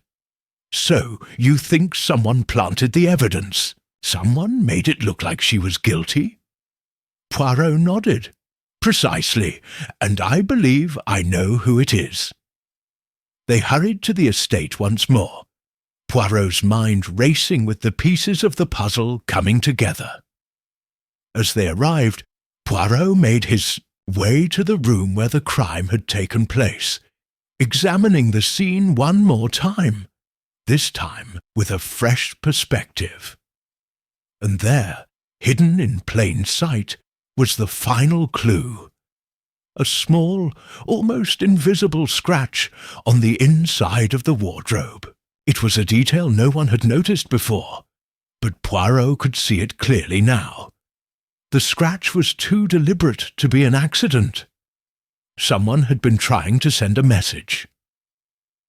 Poirot turned to Hastings, his face now illuminated with the satisfaction of a mind that had unlocked the final mystery. It was Mrs. Prescott Hastings, the housekeeper. She had been the one to manipulate Mrs. Lyle, pushing her into the crime. and in the end she planted the evidence to make sure we would never look beyond Mrs. Lyle. With that, Poirot set into motion the final part of the investigation, and within hours Mrs. Prescott was arrested, her motives revealed. The quiet house was never the same again, but Poirot left it with the knowledge that he had once again solved a case that seemed unsolvable. As he walked away, Hastings at his side, Poirot's mind turned inward, reflecting on the strange intricacies of human nature. In the end, it was not just about solving the mystery. It was about understanding the hidden desires, fears, and motives that drove people to commit even the most heinous acts. And with that thought, Poirot's final words echoed in his mind. The truth, Hastings, is always there, just beneath the surface, waiting to be discovered, if only we have the courage to look. Chapter 12. A Final Reflection. The case had ended, but the satisfaction of Poirot's mind was not derived from the capture of the criminal alone. He always said that to solve a case was the least of the matters. Understanding the forces that drove people to commit such acts was what intrigued him most. The puzzles, the human motivations, the subtlety of deception. It was an endless web he never tired of unravelling. The streets of London were bathed in a golden light as the spring sun dipped below the horizon, casting long shadows that stretched across the city. Poirot and Hastings strolled leisurely, the quiet hum of London's evening activity rising around them. Hastings was silent, content for once not to ask the many questions that had been gnawing at him. After all, Poirot had shared the final solution to the case, and the criminal had been apprehended. The world was set to move on. But for Poirot, the ending was never as simple as the mere conclusion of the mystery. The details still danced in his mind. The layers of human nature, the complexities of the crime, and the fragile connections that bound everyone involved. "I have been thinking, mon ami," Poirot said, breaking the silence. Hastings glanced at him. "About what, Poirot?" "The way we understand the actions of others," Poirot replied, adjusting the perfectly positioned bow tie that defined his sharp appearance. "How we perceive guilt, ambition, fear, these are the true engines of human behaviour. It is easy, you know, to look at a crime and believe it has one face. We are quick to assign blame, to construct a narrative that feels comfortable. But the truth is never that simple." Hastings raised his eyebrows. "So, you're saying that Prescott wasn't the real mastermind after all?" Poirot shook his head gently. "Ah, Hastings, you misunderstand. Mrs. Prescott was indeed guilty, and she orchestrated much of what happened. But it is her mind I find fascinating, not merely her actions.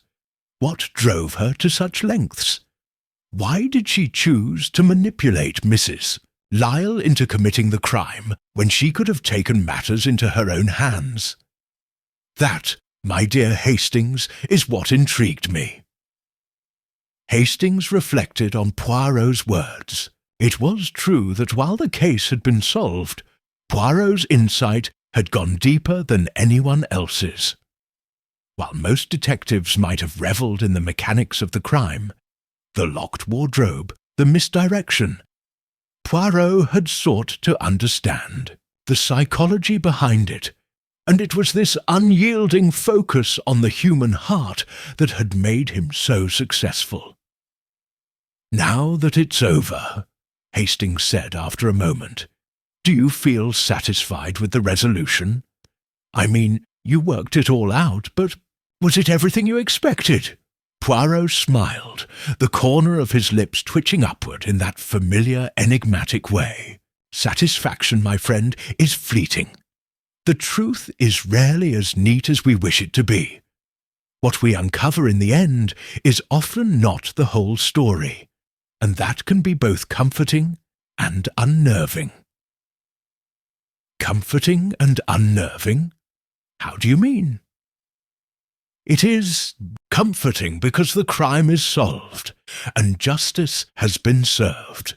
But it is unnerving because there will always be elements we cannot see, forces we cannot entirely understand. We seek clarity, Hastings, but life is full of grey areas. That is the true nature of our existence. Hastings looked thoughtful. "I suppose that's true, Poirot. The world is complicated, isn't it?" "Indeed," Poirot agreed, his tone softening. "And that is why I continue to work. It is not merely to solve the case, but to understand the people who create these mysteries, the locked wardrobe, the hidden secrets. It is always the human element that fascinates me." The two men continued their walk, the sounds of London's busy streets fading into the background as they moved further away from the case. Yet, in Poirot's mind, the intricacies of human nature, the hidden motives, and the secrets they kept would never truly be gone. They were always lurking just beneath the surface, waiting to be uncovered. As they walked, Poirot's thoughts turned inward, reflecting on the case and the people involved. Mrs. Prescott, the housekeeper, had been driven by a twisted sense of control and power. She had orchestrated the crime to remove a perceived obstacle, manipulating her way into the shadows of the household's affairs. Her motive was not the greed for wealth, but the desire to dominate, an insidious form of control that led her down a dark and dangerous path. Mrs. Lyle, on the other hand, had been the victim of a deeper manipulation. She had been forced into a situation where she felt there was no escape, her actions driven by fear and guilt. In the end, she had confessed to the crime, but it was Poirot who had uncovered the real source of the crime, the person who had stood at the heart of it all. "Do you think Mrs. Prescott would ever have been able to live with herself?" Hastings asked, breaking the silence once more. Poirot paused and turned to face his friend. "She will carry her guilt, of course. All criminals do in some form. But the greatest punishment is not always the law's hand, Hastings. It is the reflection of one's own actions in the mirror of the soul." Hastings nodded, understanding. "And what about Mrs. Lyle? Do you think she'll find peace?" Poirot's eyes darkened slightly. "Peace is not always something we can find after committing such acts. It is a fragile thing, Hastings, and often elusive. But she will live with the knowledge that justice has been served. In that, there may be some small measure of comfort." As they walked, Poirot's thoughts returned to his earlier reflections, the puzzles that life presented, the complexity of human nature, the shadowy depths that few dared to explore. Each case he solved added another layer to his understanding. Yet with each revelation, he was reminded of how little he truly knew. Perhaps it was this paradox, this constant tension between knowing and unknowing, that kept him so determined. He turned to Hastings with a final, quiet thought. "The world, my friend, is full of mysteries, not just those that can be solved, but those that remain forever, beyond our grasp. That is why I continue, why I never tire of the game. It is not the answers, Hastings, that matter most, but the questions. They are the ones that keep us moving forward." Hastings smiled softly, nodding. "Well, Poirot, I have to say, your insight into the human condition never fails to amaze me. You've solved this case, but I suppose there will always be more to uncover." "Indeed, Hastings, there will always be more." And with that, they both knew this would not be the last time Hercule Poirot would be called upon to untangle the mysteries of the human heart. But for now, the case was done. Justice had been served, the criminal apprehended, and Poirot's mind, though still restless, was content for the moment. Chapter 13. The Mysterious Return. The sun had barely begun to rise over London, casting a soft golden light over the city's rooftops. It had been several weeks since the Prescott case had been solved, and Hercule Poirot had returned to his usual, almost hermit-like existence. His small apartment was an oasis of order, filled with books, papers, and the occasional cup of tea. The silence of his surroundings, though familiar, had begun to weigh on him. Poirot thrived on the puzzles of life, and the absence of a fresh mystery left him restless. It was on one such morning, as Poirot sat in his favourite armchair, sipping his tea and contemplating the depths of the human psyche, that the telephone rang. "Ah," Poirot murmured to himself, "it is time." The voice on the other end was a familiar one, his long-time friend and confidant, Captain Hastings. "Poirot, you'll never believe this, but I've just received an odd request," Hastings said, his voice filled with a mix of excitement and curiosity. "It's from none other than Mrs. Lyle, the very woman you helped clear up in the Prescott case. She insists that she needs your help once more." Poirot's eyebrow arched in curiosity. "Mrs. Lyle, you say? Interesting. Tell me more." "Well, she didn't go into much detail," Hastings continued, "but she sounded desperate. She mentioned something about a dangerous secret, something tied to the events we uncovered before. She's adamant that there's more to the story, Poirot, something that was overlooked." Poirot's mind immediately went into overdrive. Mrs. Lyle had been an unwilling accomplice, manipulated by Prescott. Could there truly be more to her involvement? Or had some other hidden force been at play during the investigation? The idea of unfinished business intrigued Poirot. He had never liked leaving questions unanswered.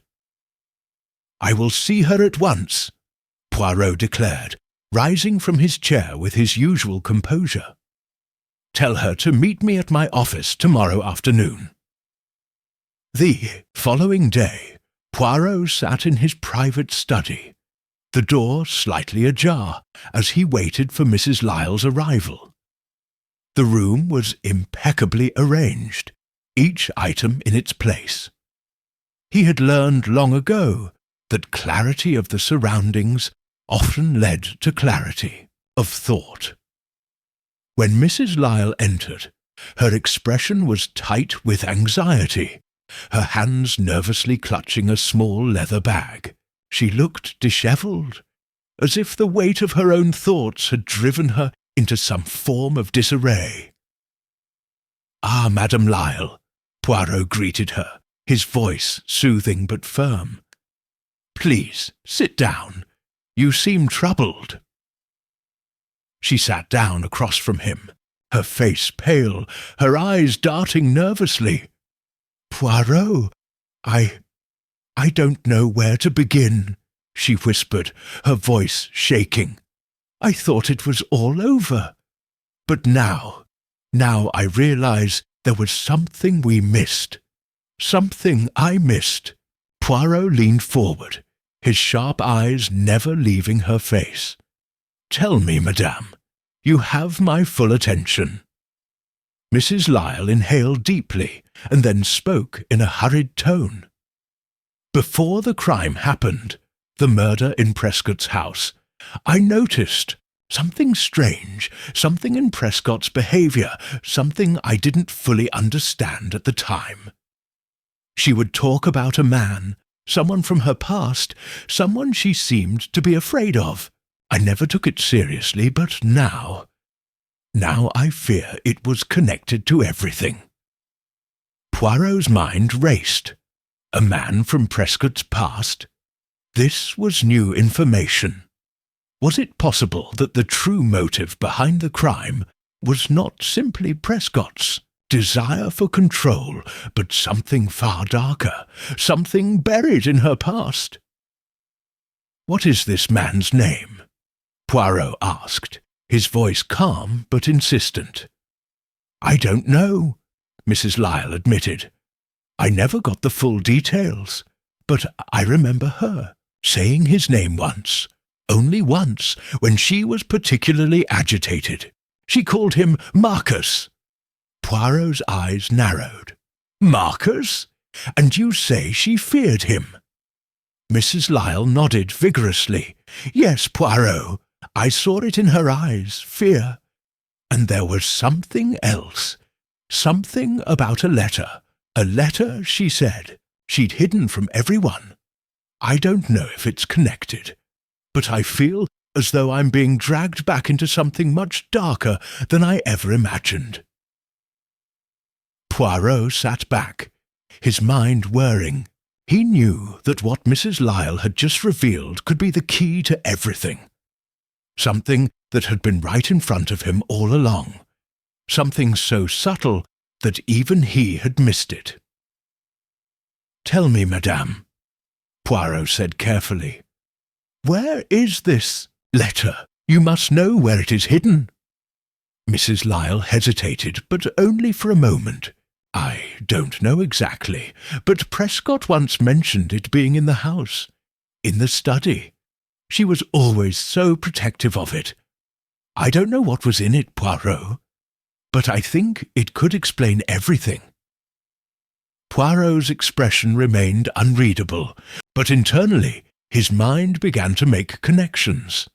The letter, the mysterious man named Marcus, Prescott's fear.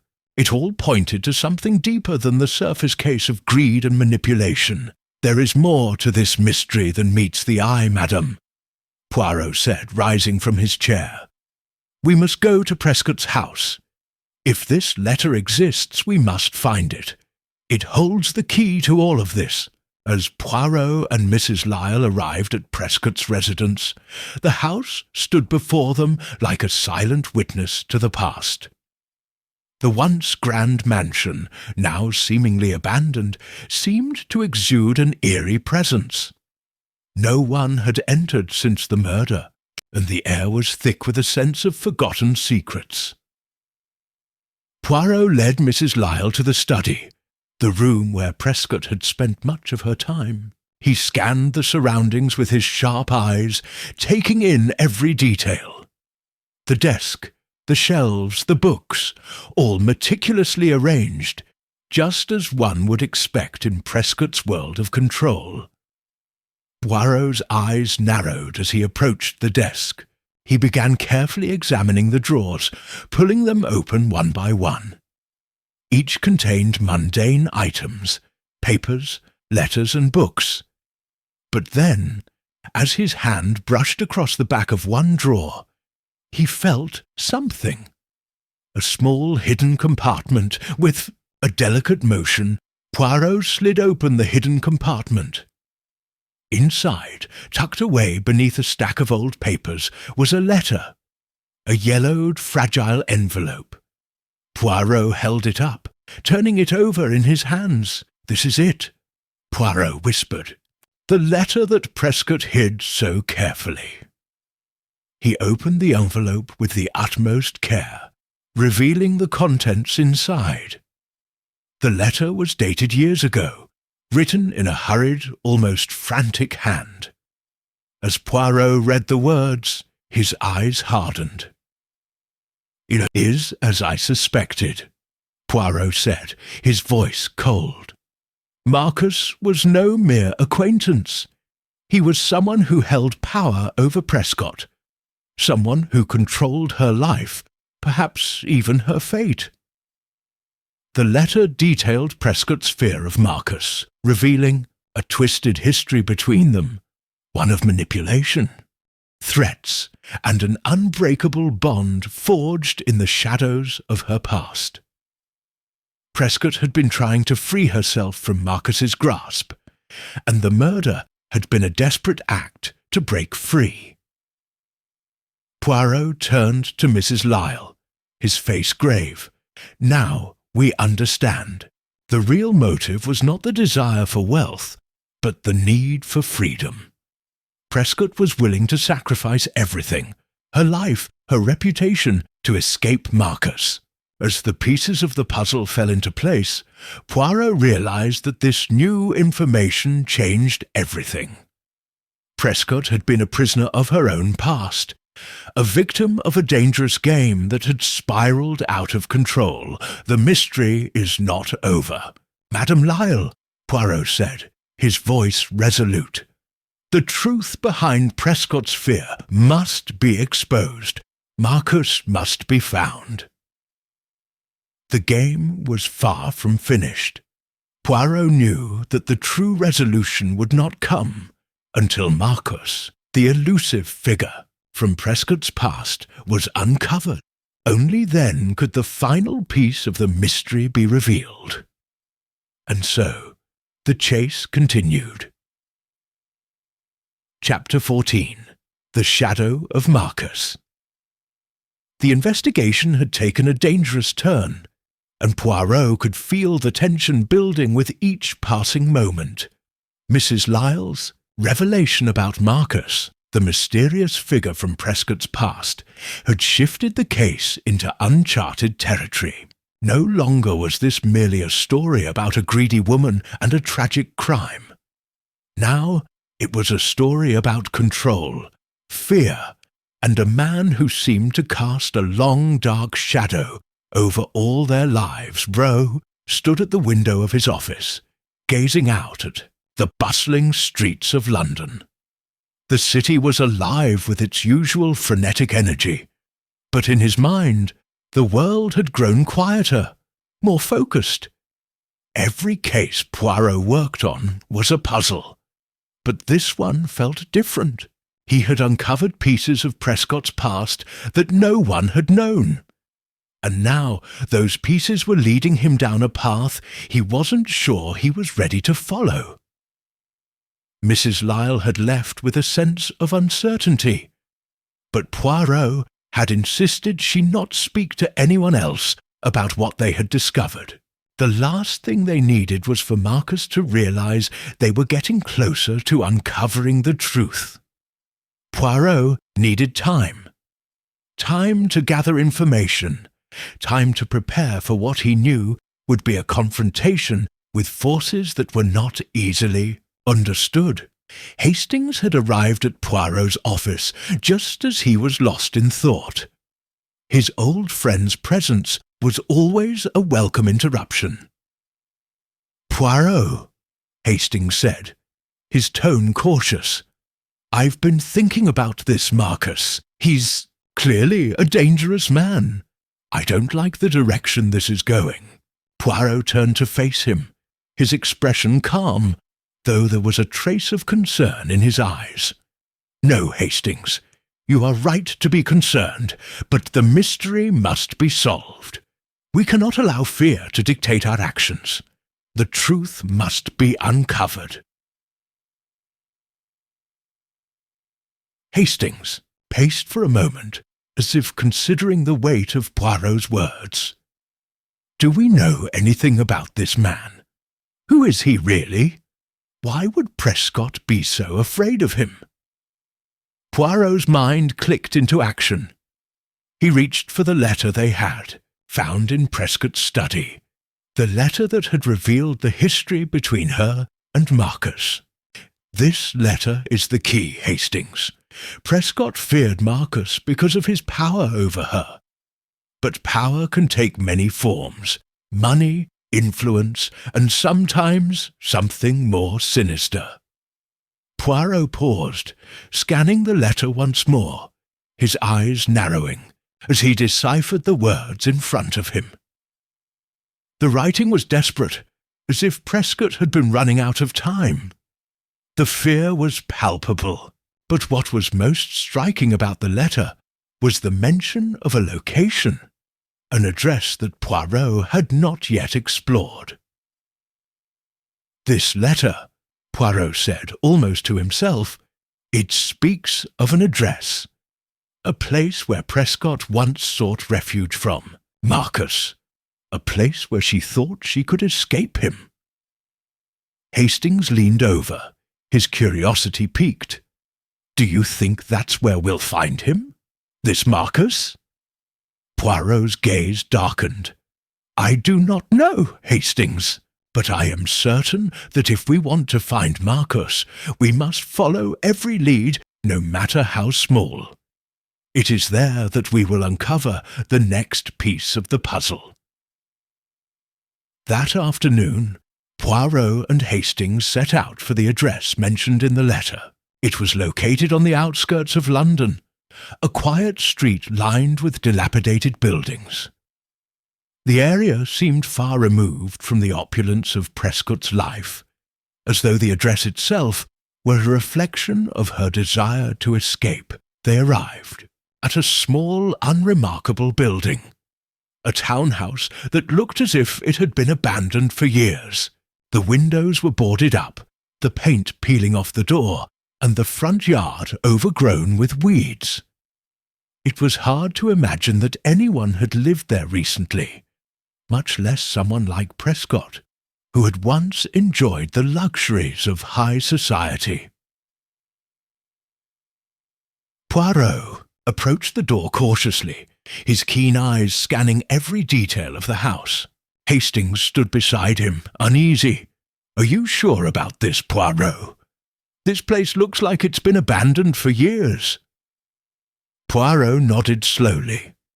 "Appearances can be deceiving, Hastings. People, like places, often hide what they want others to see." With a sharp twist of the handle, Poirot pushed the door open, and they entered the dark, musty interior. The air inside was thick with dust and neglect, and the silence was almost oppressive. The dim light filtering through the cracks in the boarded-up windows cast strange shadows across the furniture, which was draped in white sheets, as though time itself had been frozen in this forgotten room.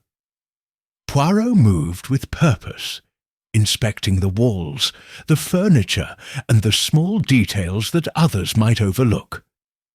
As he passed through the living room, his eyes were drawn to an old fireplace. It was cold, but Poirot bent down, inspecting the floor beneath it. A small hidden compartment lay at the base of the hearth. "This is it," Poirot muttered to himself, pulling away the remnants of the floorboard. Inside was a small wooden box, sealed tightly with a leather strap.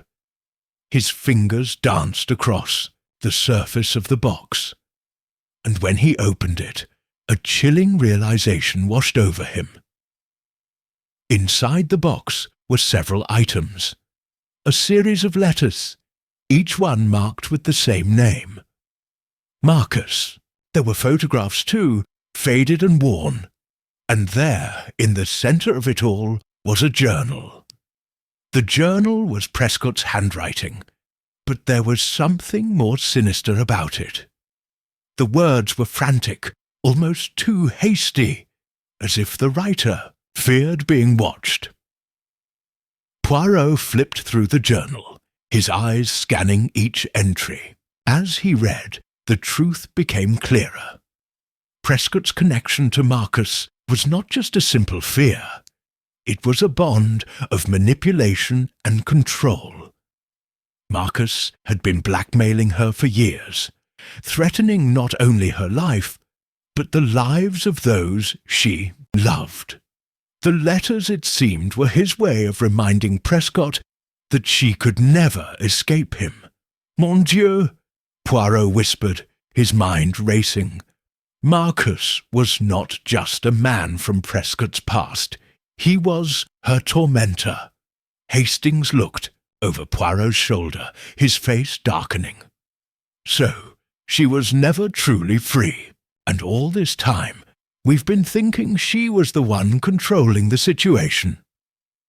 Poirot nodded, the weight of the discovery heavy in his chest. Precisely. Prescott was a victim, caught in a web of lies and threats spun by Marcus. The sheer murder was her final act of defiance, her attempt to sever the connection between them once and for all. But there was one question still unanswered. Where was Marcus now? As Poirot and Hastings left the house, Poirot's mind whirred with new possibilities. He knew that they were close, closer than ever, to finding Marcus. But finding a man like Marcus would not be easy. He was a shadow, elusive and dangerous. And yet, Poirot was confident of one thing. The game was far from over. The final confrontation between them and Marcus was approaching, and Poirot would be ready. Chapter 15. The Web Tightens. The discovery of Prescott's hidden life had set in motion a series of events that could no longer be contained. For Poirot, it was as though the case had suddenly come into sharper focus. Each new piece of evidence had drawn a clearer picture of a woman trapped in a psychological maze, manipulated by a man whose power over her seemed boundless. But now, with the journal and the letters in hand, Poirot was certain that the final confrontation was imminent. It was late in the evening when Poirot and Hastings returned to the modest apartment that Poirot had been renting for their stay-in. London. The city outside had quieted, the once bustling streets now cloaked in the stillness of the night. Poirot sat at his desk, the contents of the journal spread out before him, his fingers gently tapping the wooden surface. The small room was lit by a single lamp, casting a soft glow over his thoughtful face. Hastings, ever the impatient one, paced the room, his thoughts clearly far from the tranquil environment Poirot had cultivated. So, Poirot, what's next? We know who Marcus is now, and we know what he's done to Prescott. But what about his whereabouts? The man has disappeared, and we're no closer to finding him. Poirot didn't immediately respond. Instead, he reached for one of the photographs from the box they'd discovered in Prescott's secret compartment. It was a faded picture of a man standing in front of a large, imposing house. Marcus, unmistakably. He appeared older than in the photos they'd previously seen, his face haggard, but his eyes sharp, full of calculation. The house in the background, though grand, was not one Poirot recognized. Poirot studied the image intently. Hastings, do you see this? The house behind him. This is the clue. Marcus is not hiding in some obscure corner of London. No, he is in plain sight, but he is using his resources to remain unseen. Hastings leaned over, inspecting the photograph. But how can you be so sure, Poirot?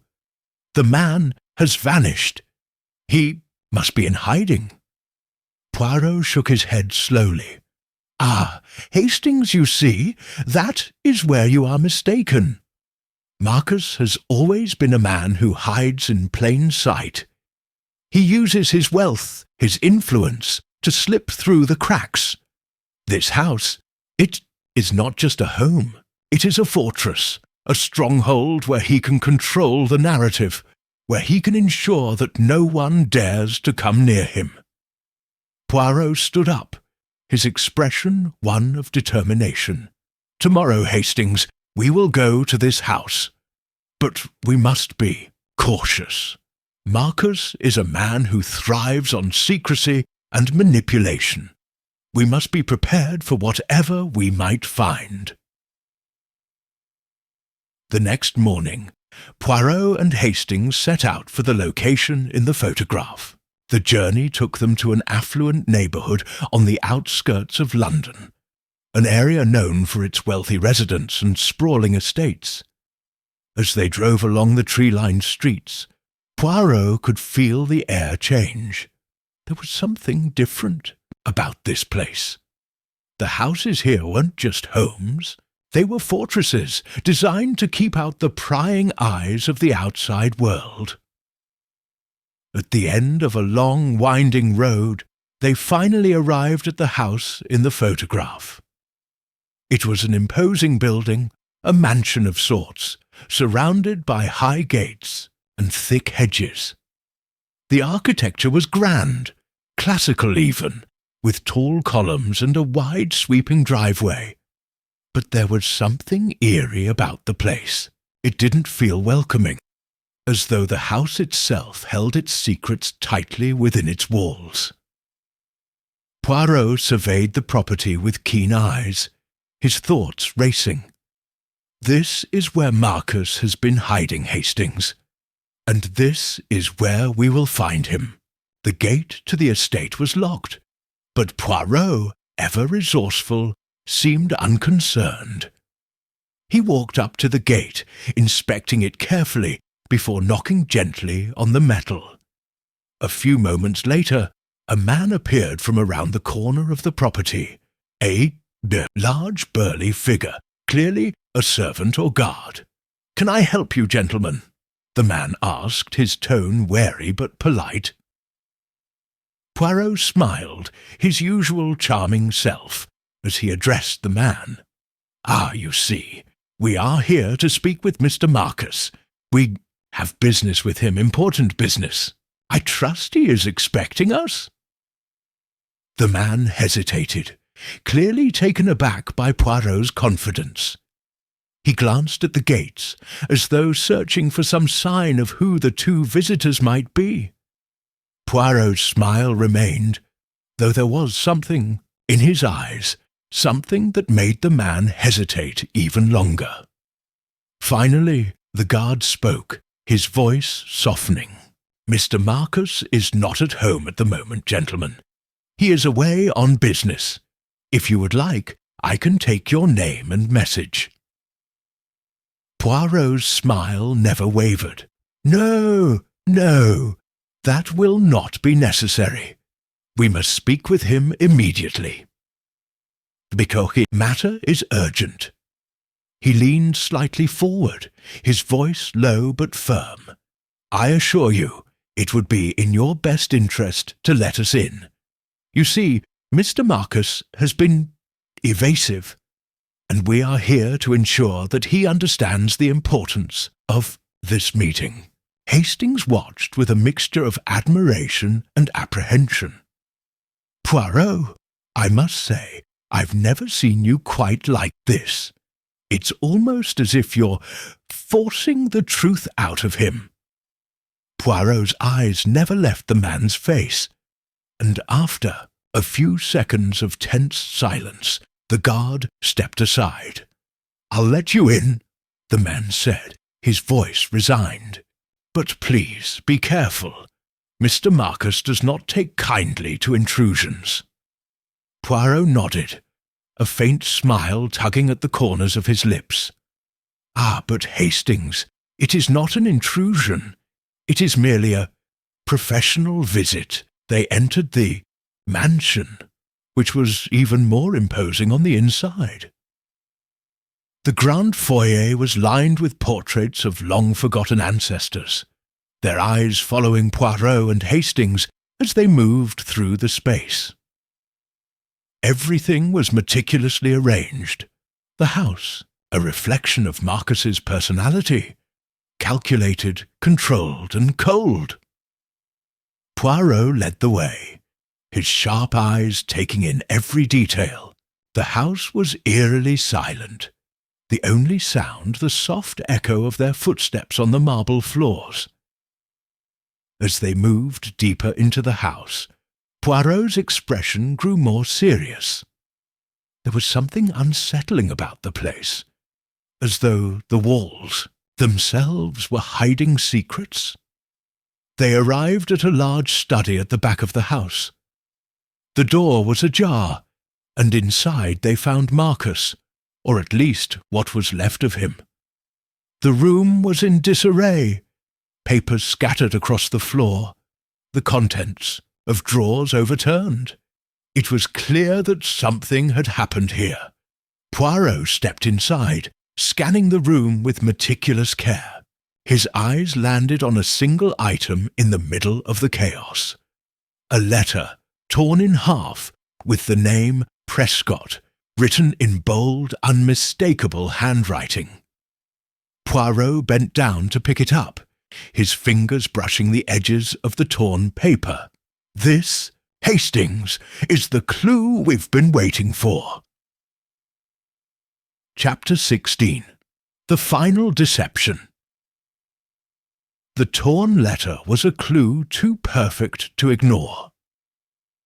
As Poirot stood over the scattered remnants of Marcus's study, he held the two halves of the letter with an air of reverence. Prescott's name on the paper was not just a casual detail. It was the link between the past and the present, between the manipulations of Marcus and the destruction of Prescott's life. But more importantly, it was the signpost that pointed toward the final unravelling of the entire mystery. Hastings, ever the impatient one, leaned over Poirot's shoulder. "What does it mean, Poirot? Why would Marcus have this letter? And why would he destroy it?" Poirot straightened up, carefully placing the pieces of the letter back on the desk. His mind was already working at full speed, analysing the contents, the torn edges, the placement of the paper. It was all part of the puzzle. He adjusted his suit, brushing off his sleeves with an air of composure that only he could maintain in such a chaotic moment. "Ah, Hastings, this is no ordinary letter," Poirot said, his voice thoughtful. "This letter, torn in two, reveals much more than it seems at first glance. Prescott did not simply discover Marcus's crimes by chance. No, this was orchestrated. Prescott must have come across something in his investigation, something that threatened Marcus's carefully crafted world. And Marcus, with his characteristic precision, has taken steps to ensure that Prescott's discoveries never reach the light of day." "But why would Marcus keep it here?" Hastings asked, his voice tinged with confusion. "If it was so damaging, why not destroy it entirely?" Poirot's eyes narrowed, his fingers tapping rhythmically on the desk as he thought. "This is a question that must be answered, Hastings. Marcus did not destroy it entirely because it served a purpose.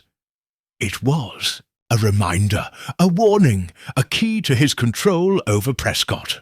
Poirot moved around the desk, glancing at the scattered papers, his trained eyes scanning for any further clues that might be hidden among the chaos. "You see, Hastings, Marcus is not just a man of power. He is a man who thrives on control. He carefully manipulates people, plays games with them, as though they are mere pieces on a chessboard. This letter, half destroyed, is his mark. It is a symbol of his dominance over Prescott, a way of keeping the man under his thumb." Hastings nodded slowly. But if Marcus was trying to hide it, Why leave it here for us to find? Poirot smiled knowingly. Ah, that is where you are mistaken, my friend. Marcus may have wanted to hide it, but he also wanted us to find it. He is a man who plays psychological games. He knew that if we were ever to uncover the truth, it would be through this letter. It is the bait, Hastings, the bait for us to follow. Suddenly Poirot's demeanour shifted. His hand clenched the edge of the desk, and his face grew more serious. But it is not enough to simply have this letter. We must understand the true significance of the message contained within it. Prescott is the key to the entire mystery. Marcus is using him as a pawn, a tool for something far more sinister. Hastings stood in silence for a moment, processing Poirot's words. The pieces of the puzzle were slowly coming together, but the final image remained just out of reach. Poirot's eyes scanned the room one final time, before he turned to leave. Come, Hastings, we have much to do. The game is nearing its end. The following morning, Poirot and Hastings returned to Prescott's flat. As they entered the building, Poirot's mind was racing. The letter had opened a new pathway in the investigation, one that led to deeper, more dangerous territories. Prescott had been a man in over his head, but it was clear that he had stumbled onto something far larger than he could have possibly understood.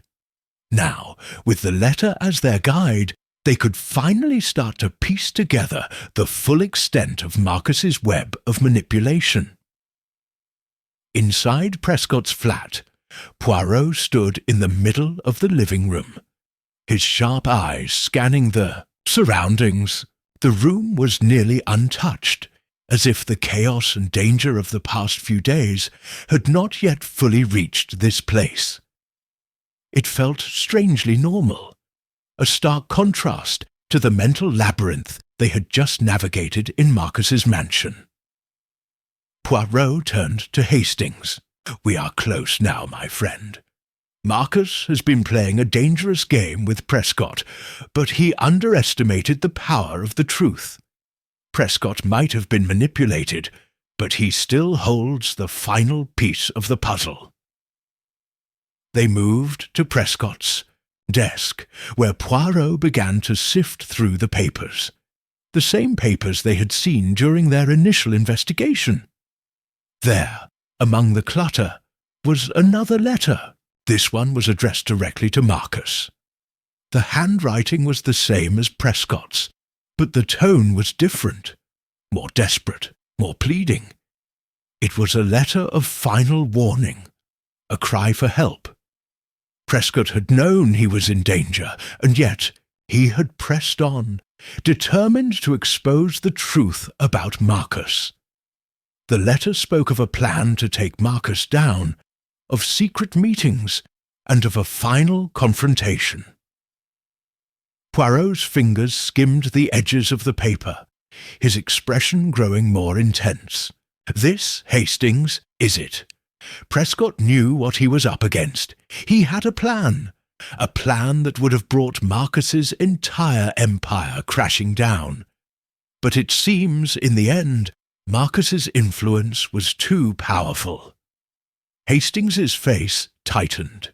But if Prescott knew, then why wasn't he able to do anything about it? Why did he allow Marcus to continue? Poirot stood up, turning to face his companion. Because Hastings, Prescott was a man who believed in the system. He thought he could outsmart Marcus, play him at his own game. But Marcus is not simply a criminal. He is a master of control. He understands the human mind, the vulnerabilities that people hide within themselves. Poirot's eyes locked onto Hastings. But Prescott's final letter, his confession, will be the weapon we need. It will be the thing that exposes Marcus for who he truly is. Later that day, Poirot and Hastings arrived at the police station, where they met with Inspector Moore. The inspector was sceptical, still unsure of the weight of the new evidence they had uncovered. Poirot handed him the letter with a deliberate air of finality. "This, Inspector, is the key to everything," Poirot said. "Prescott knew he was running out of time. He was preparing to bring Marcus down, and now it is up to you to finish what he started." Inspector Moore took the letter and read through it carefully, his brow furrowing as he absorbed its contents.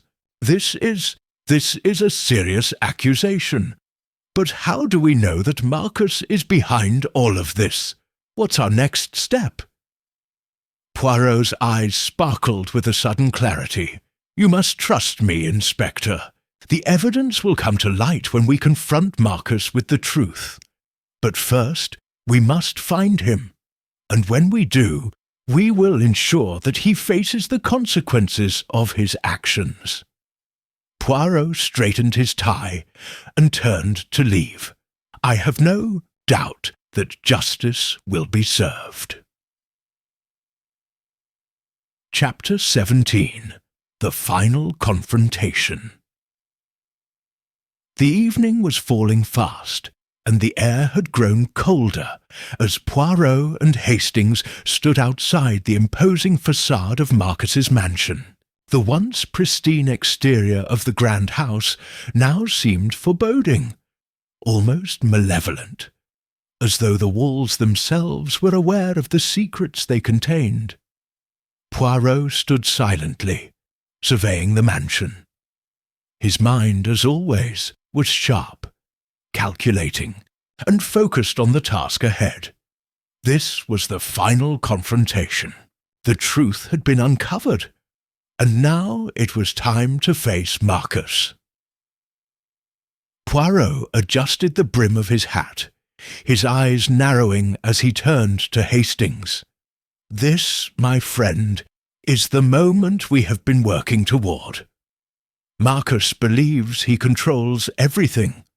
The people, the situations, the very fabric of reality. But he has made one fatal mistake."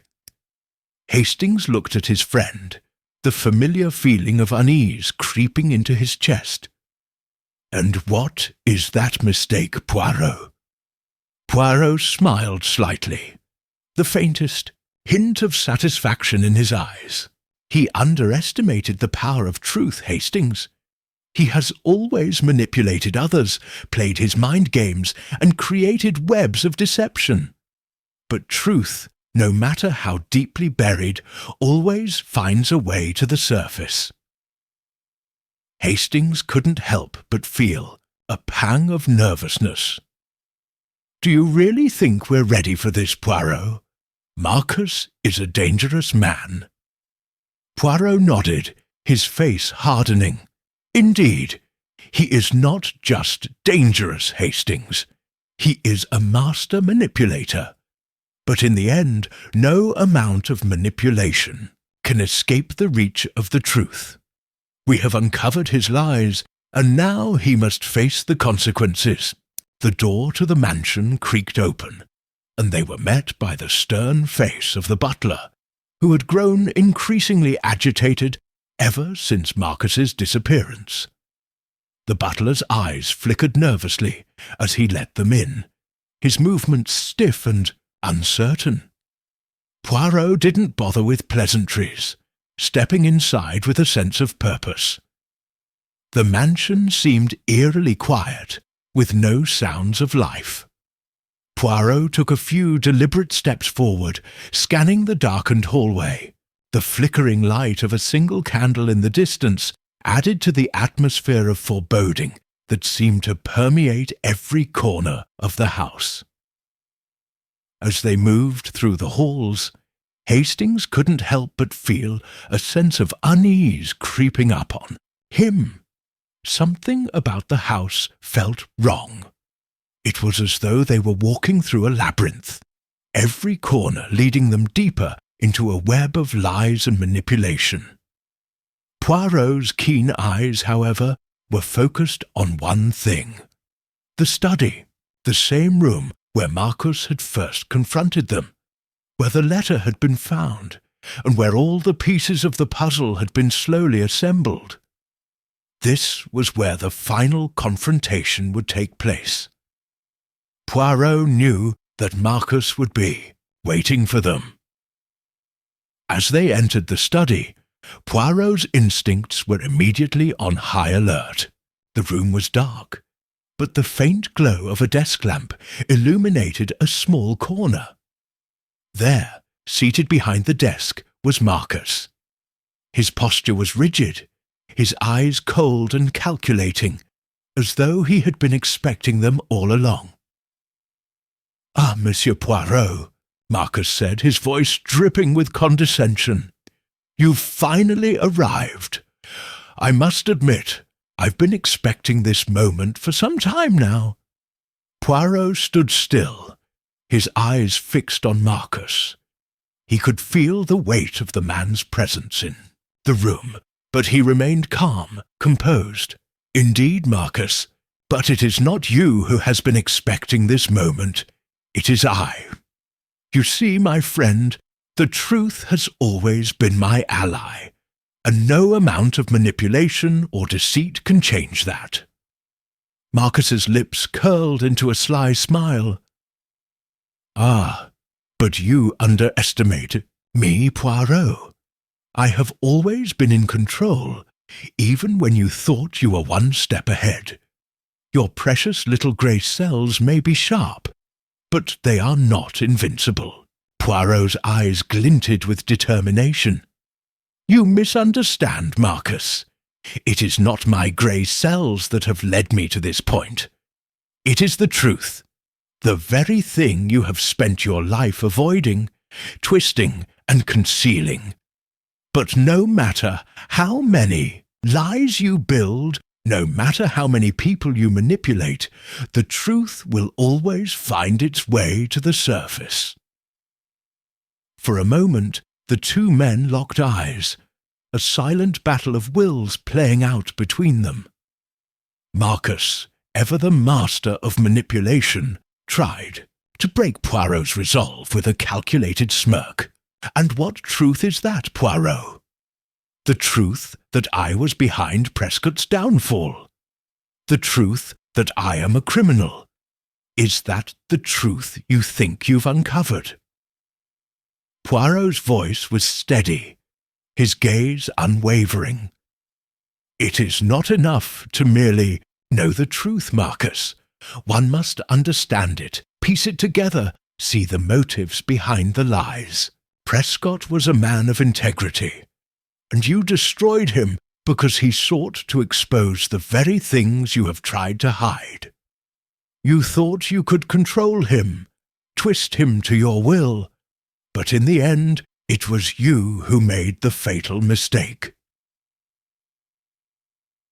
Marcus's expression darkened, his smile fading into something colder. "You think you've won, Poirot? You think you've uncovered my secrets? You're too late. Nothing you say can change what has already been set in motion." Poirot took a step forward, his voice gaining strength. "You are wrong, Marcus. The truth has already begun to unravel. Prescott's last letter, the one you so carefully tried to destroy, it is the key. It is the final piece of the puzzle that exposes your manipulation and deceit for the world to see." At the mention of the letter, Marcus's face twisted into a snarl. "You have no idea what you're meddling with, Poirot. You think this letter changes anything? You think it will stop me?" Poirot stood firm, his voice now filled with an unshakable certainty. "It will stop you, Marcus. You have used your power and influence to destroy lives, to manipulate people into doing your bidding. But now, You will face the consequences. Prescott may have been your pawn, but he was also your undoing. Your obsession with control, with being the master of everyone's fate, has led you to this point. The moment when you can no longer hide from the truth. The silence in the room was deafening. Marcus sat there, his fists clenched, his eyes filled with rage. But Poirot knew that the game was over. The pieces had fallen into place, the truth had been uncovered, and the time for manipulation was at an end. In a final, desperate attempt to regain control, Marcus lunged at Poirot, but before he could move, Hastings stepped forward, grabbing Marcus by the arm. The sudden action startled him, and he stumbled backward, realizing that he had lost. Poirot stepped forward, his voice calm but resolute. "It is over, Marcus. You will answer for your crimes, and the truth will be known to all." The door opened, and Inspector Moore stepped into the room, flanked by officers. "You are under arrest for the murder of Prescott and the many other crimes you have committed," Moore said, his voice cold and authoritative. As Marcus was led away in handcuffs, Poirot turned to Hastings, his expression calm but filled with satisfaction. "Shh! The game is finished, Hastings. The truth has triumphed, as it always does." Hastings nodded, his own relief palpable. "I can't say I'm sad to see it end, Poirot." Poirot smiled gently, his eyes filled with a quiet understanding.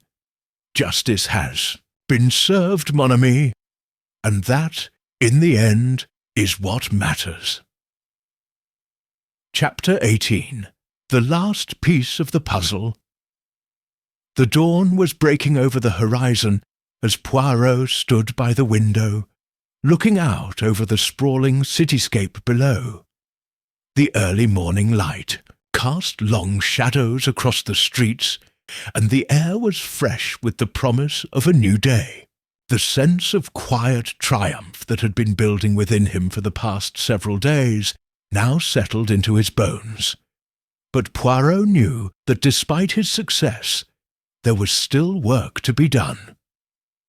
There were always lingering questions, those final, loose ends that needed to be tied up, no matter how neatly everything seemed to be wrapped.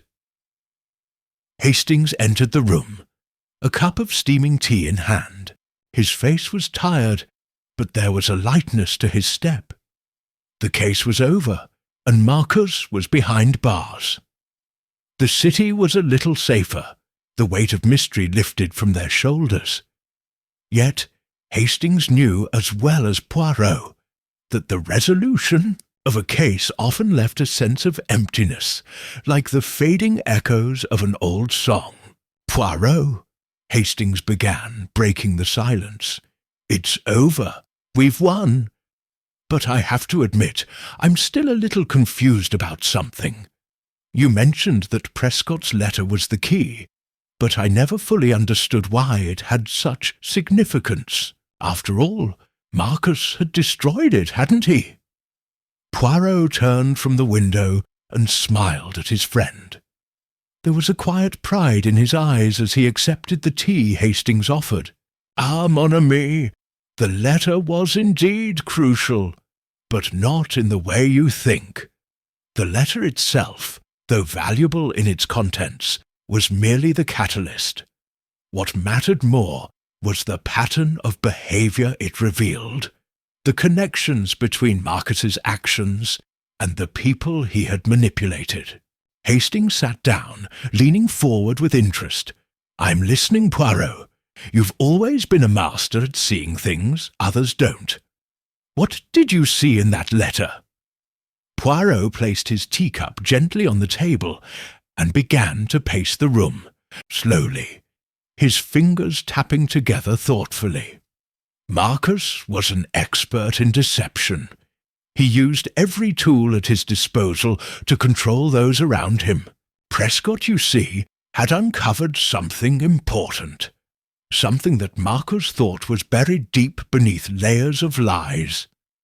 Prescott had a rare insight into Marcus's methods, and he had started to piece together the truth.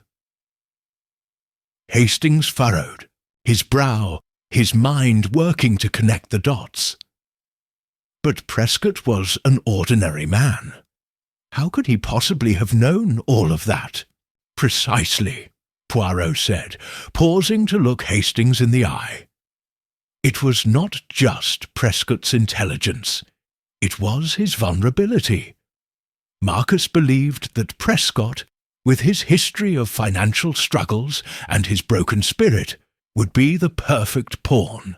But Prescott, like so many before him, had underestimated one crucial thing: the strength of the human will to seek truth, even in the face of overwhelming pressure. Poirot stopped pacing and stood still, his hands clasped behind his back. The letter was Prescott's final attempt to expose Marcus's corruption. He had learned that Marcus was behind the fraudulent business deals that had ruined countless lives. He had uncovered the tangled web of deception that had ensnared several innocent victims, all while Marcus had played the role of the benevolent benefactor. Prescott had become a threat to him, and Marcus needed him silenced. Hastings nodded, slowly, now beginning to understand the gravity of the situation. And when Prescott refused to back down, Marcus killed him. Poirot's gaze grew cold as he nodded. Indeed, but Marcus had underestimated Prescott's resolve. In his desperation to cover his tracks, Marcus had made one critical error. He had forgotten that Prescott had sent the letter before his death, hidden, but not erased. Hastings blinked in surprise. Wait, you're saying that Prescott had sent the letter to someone before Marcus got to him? Poirot's eyes gleamed with the satisfaction of a conclusion well formed. Not just anyone, Hastings.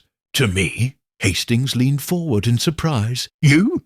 But I thought— Yes, I know, mon ami, Poirot interrupted. I had told you that Prescott had been too frightened to confide in anyone. But that was not entirely true. He had contacted me just before his death, in a final act of courage. The letter had been delivered to me by a trusted intermediary, someone Marcus believed to be under his control. But this person, for reasons of their own, chose to pass the letter to me, knowing that I would be able to decipher the truth. Hastings's eyes widened, and that's why you were always one step ahead. You had Prescott's letter all along. Yes, Poirot said, his voice calm but firm. And from that moment, I knew the true nature of Marcus's plan. I knew that Marcus would try to manipulate every person involved in this case, especially those who were closest to Prescott. He believed that if he could erase the letter and erase the evidence, he could control the narrative. But Prescott's truth, his final words, had been passed to me, and that was the key to everything. Poirot turned to face Hastings, his expression serious. Marcus's actions were a reflection of his true nature. He had always believed that he could control everything, that he could pull the strings from behind the scenes and manipulate those around him. But in the end, he had failed to account for one thing: the persistence of truth. No matter how deeply it is buried, no matter how many lies are woven around it, the truth always has a way of emerging. Hastings sat back, absorbing the full scope of Poirot's words. I never thought about it like that. I always assumed the case was about the crime itself, about the murder and the mystery of who did it. But now I see it was about the truth all along." Poirot nodded slowly, his eyes reflecting a deep understanding of human nature. "Indeed, Hastings, the murder was just the symptom. The real crime was the deception, the manipulation of others for personal gain. And Marcus, in his arrogance, believed that he could hide the truth forever. But in the end, it was the truth that won." A quiet moment passed between them, and Poirot turned his gaze back to the window. The city was waking up, the streets now alive with the bustle of the morning. But for Poirot, the real victory had been won long before the sun had risen. Hastings stood up, his expression thoughtful. "So, what happens now, Poirot? What's the next step?" Poirot turned and smiled at his friend, the familiar warmth returning to his features. "Now, Hastings, we leave the rest to the authorities. Marcus's fate is sealed, and the truth will be revealed to the world.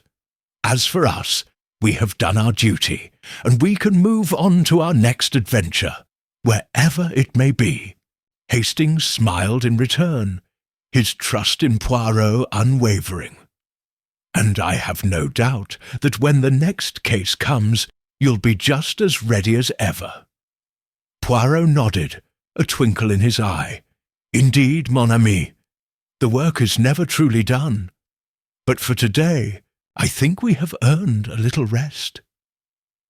As Poirot and Hastings left the room, the door closed softly behind them, and the mansion that had been the site of so much deceit and manipulation stood in the morning light, its secrets now exposed. The truth had triumphed, and justice had been served. Chapter 19. The Shadow of Doubt. The grand clock of St. George's Cathedral had just struck noon when Hercule Poirot stood at the front entrance of the station house, his polished shoes clicking, with measured steps as he approached the gathering of detectives and officers. The air was thick with the oppressive heat of a summer afternoon, and Poirot could feel the weight of the moment settling in his chest. A sense of foreboding lingered over the case, like a persistent shadow that refused to leave, and he had no intention of letting it follow him any longer. Despite the triumph of the previous days, the arrest of Marcus, the unravelling of the web of deceit, it was not the end. Not yet. There was something about the resolution of the case that didn't sit right with Poirot, a feeling that nagged at him, refusing to be ignored. And so, here he was again, back in the heart of the investigation, prepared to dig deeper, to uncover whatever had been left behind in the wake of Marcus's fall. Hastings, standing at his side, glanced over at Poirot, his brow furrowed in thought. "Poirot, I can see you're still troubled by this. You've been quieter than usual these last few days." Poirot gave a small, knowing smile. "Ah, Hastings, you are observant, but that is nothing new. There is a shadow hanging over this case, one that refuses to dissipate. I have solved the mystery of Marcus's crimes. Yes, that is true. But there is more to this story, much more, and I suspect we have not seen the last of it." Hastings shook his head, confused. "But I thought Marcus was the mastermind, the one pulling the strings. He's locked away. The case is closed." Poirot's gaze hardened, his brow knitting, in concentration. "The problem, Hastings, is that nothing about this case has been as it seemed. Every turn of the investigation, every suspect we've interviewed, has revealed inconsistencies, contradictions that cannot be overlooked. The truth is there, hiding in plain sight, and I have yet to grasp it completely." Hastings stopped walking and placed a hand on Poirot's shoulder, his voice lowering. "What are you saying, Poirot? You think there's someone else involved?" Poirot nodded slowly, his eyes scanning the surroundings with their usual intensity. "I am certain of it. Marcus was not the only one with a hand in these events. Someone else has been pulling strings in the shadows, someone who remains unknown to us. And I am willing to bet, Hastings, that this person is even closer to us than we realize." Hastings' expression faltered, concern etching across his face. "You don't think it's someone within the force, do you?" Poirot remained silent for a moment, contemplating the idea. The thought of betrayal within the very organization they had worked so closely with made his stomach churn. But he couldn't dismiss it entirely. If anyone were to have the means, the access, and the motivation to continue manipulating the events long after Marcus was arrested, it would have to be someone with inside knowledge, someone with influence over both the police and the victims of Marcus's schemes. "No, Hastings," Poirot finally answered, his voice firm but tinged with the gravity of his thoughts. "I do not know who it is yet, but I am certain that the deception is not over. There are still unanswered questions, and I will not rest until they are answered." Just then, a uniformed officer approached, handing Poirot a sealed envelope. The officer gave a quick salute and left without a word. Poirot examined the envelope closely, recognizing the handwriting immediately. The familiar scrawl was unmistakable. It was from Inspector Wells, the officer who had been handling the case for weeks. Poirot tore the envelope open, reading the contents with a growing sense of unease. "It appears, Hastings, that the case is not quite over after all," Poirot said, his voice steady but carrying the weight of a discovery. "There has been a new development, another murder." Hastings blinked in shock. "Another murder? But Marcus is locked away. How could there be another crime?" Poirot's lips thinned into a hard line. "I do not know yet. But this letter suggests that the crime is connected to our case, and if that is true, then it must be the work of the same person. Or perhaps someone who wishes to finish what Marcus started." The two men made their way to the local morgue, where the body had been discovered. The victim, a young woman named Margaret Clay, had been found in the same area where Marcus's last dealings had taken place, a secluded part of the city, far from the prying eyes of the public. Her death had all the hallmarks of the earlier crimes. A single stab wound to the heart, no signs of a struggle, and the victim's personal effects untouched, as if her attacker had been someone she knew.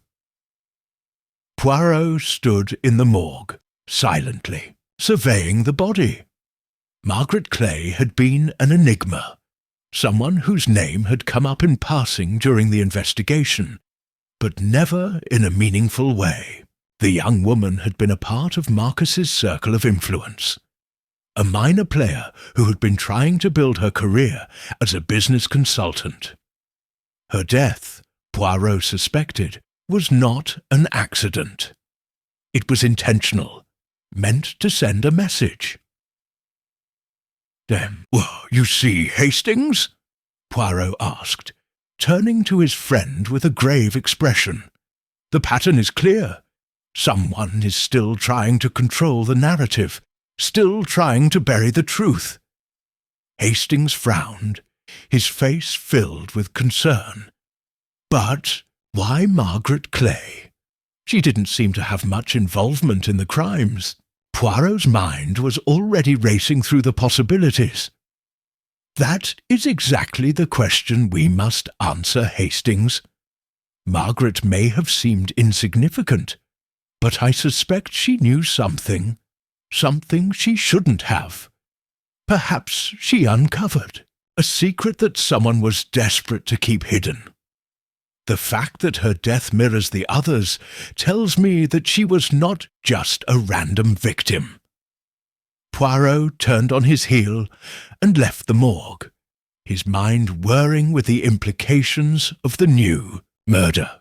It was clear now that Marcus's influence stretched further than anyone had realized, and the death of Margaret Clay was a dark signal that the mastermind was still at large, still willing to kill to protect his secrets. The investigation, which had seemed to have reached its conclusion, was once again thrown into chaos.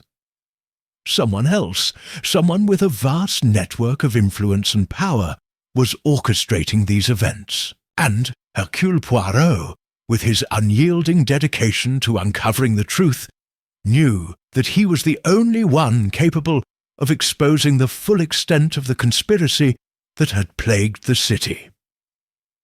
It was time for Poirot to dig deeper than ever before, to follow the trail of deception wherever it might lead. The final pieces of the puzzle were still out there, waiting to be found, and Poirot would not rest until they were all put into place. Chapter 20. The Final Game. The shadow of Margaret Clay's murder loomed over the investigation like an unshakable cloud, one that refused to clear, no matter how hard Poirot tried to make sense of the twisted path that had led to this point. Every step forward felt like another step deeper into a labyrinth of deception and lies, where even the most insignificant detail could be the key to unlocking the whole mystery. Poirot stood at the window of his modest office, staring out at the bustling streets below. The city was alive with movement, its people unaware of the danger that had taken root within its very heart. Poirot could not afford to be distracted, not when the case had reached such a crucial juncture. Every theory, every assumption that had seemed certain was now in question, and he knew that time was running out. Hastings had returned to his office, tirelessly going over every piece of evidence and every witness statement for the third or fourth time. The tension between them had been palpable over the past few days, with Hastings growing increasingly frustrated by Poirot's cryptic comments and elusive explanations. But Poirot knew that to solve this case, he needed to think beyond the obvious, to question everything he thought he knew. The detective turned away from the window, a plan beginning to form in his mind. He was no longer just hunting a murderer. Now he was engaged in a psychological battle, a game of wits against an adversary who was just as determined to keep their secrets hidden. And Poirot would not allow himself to be outplayed. The first step was clear. He needed to return to the scene of the crime, the last known location of both Marcus and Margaret. If there was anything left to discover, any clue that had been missed, Poirot was sure it would be here. It was late afternoon when Poirot and Hastings arrived at the derelict warehouse on the outskirts of town. The air was thick with the smell of rust and decay, and the place had the look of a forgotten corner of the city. Nothing about it seemed out of place at first glance, but Poirot knew better. This was where the web of lies had begun, and this was where it would end. The two detectives stepped inside, their footsteps echoing in the cavernous emptiness of the building. The light from the setting sun filtered through cracks in the walls, casting long, jagged shadows across the floor. Poirot's eyes narrowed as he surveyed the area, his mind whirring with possibilities. Every inch of this place was a clue. Every scrap of paper, every discarded object had the potential to unravel the mystery. Hastings followed Poirot's every move, his expression a mixture of curiosity and concern. "Poirot, I don't understand. You've already been here. We've been over this place a dozen times. What could we possibly have missed?" Poirot's lips curled into a faint smile, his eyes sharp as ever. "Ah, Hastings, my dear friend, it is not what we have missed, it is what we have overlooked. The mind is a tricky thing, is it not? We are so eager to find the obvious answers that we often fail to see what is right before us." Poirot crouched beside a pile of old crates, his fingers brushing across the dusty surface. He glanced up at Hastings. "You see, the true criminal does not simply leave behind evidence for us to find. No, Hastings, the criminal leaves behind misdirection, a carefully crafted illusion designed to lead us astray. And this warehouse, it is filled with those illusions." He stood and walked toward the far corner of the room, where a single rotting door hung on its hinges. "This," Poirot said softly, "is the true heart of the mystery, the place where everything begins." The door creaked as Poirot pushed it open, revealing a narrow staircase that spiraled downward into darkness. Hastings hesitated for a moment, but Poirot gave him a reassuring glance. "It is here, Hastings, where the final pieces of the puzzle lie, and I do believe we are close." The two descended into the cold, damp cellar below. The air grew heavier with each step, the silence around them thick with anticipation. At the bottom of the stairs, Poirot stopped and surveyed the room. It was small and cramped, the walls lined with shelves filled with old crates and boxes. But there was something else, something that caught Poirot's trained eye. A single crate, set apart from the others, was slightly ajar. Poirot's heart quickened as he approached it, his fingers hovering over the edge. He had suspected it all along. The crate was the key, the last piece of the puzzle. Without saying a word, he gently opened the lid, revealing its contents. Inside, wrapped in layers of cloth, was a collection of papers, documents that had been hidden away for far too long. Poirot carefully lifted them out and spread them across the floor, his eyes scanning the text. They were financial records, records that showed a clear connection between Marcus, the victims, and a series of illegal transactions that had been orchestrated from the very beginning. But there was more. Poirot's fingers froze as he stumbled upon one document in particular, a letter written in a familiar hand. It was from a person he had not expected to be involved in this web of crime, an individual whose name had never come up in any of their previous interviews. The letter detailed a plan to frame an innocent man, to ensure that the truth would never come to light. Poirot stood up, his face pale but determined. "This is it, Hastings, the final deception. Marcus was merely a pawn in a much larger game, a game that has been played by someone far more dangerous than he." The realization hit Poirot like a bolt of lightning. All along, he had been focused on the wrong person, thinking that Marcus was the mastermind. But the true architect of this conspiracy had been hiding in plain sight, using Marcus as a distraction, as a scapegoat. The documents in the crate confirmed it. Everything pointed to one person. "Do you understand now, Hastings?" Poirot asked, his voice low but steady.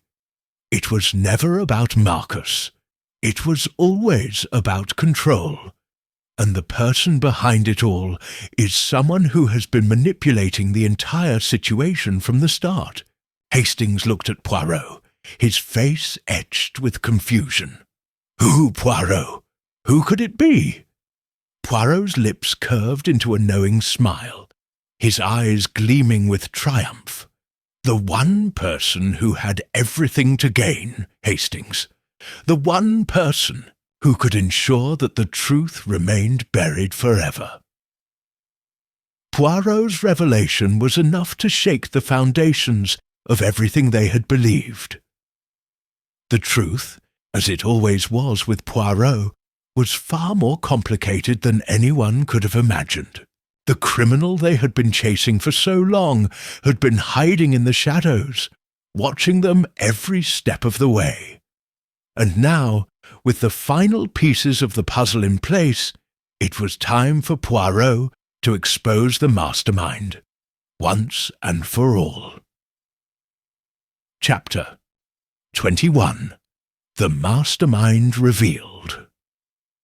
The final pieces of the puzzle had clicked into place in Poirot's mind. The investigation that had spanned weeks, with every clue leading to another dead end, was now at its culmination. Poirot had always prided himself on his ability to read people, to decipher the human mind's deepest intricacies. Now, standing in the cold, dimly lit cellar with Hastings by his side, he had uncovered the truth, the full scope of the conspiracy that had unfolded before him.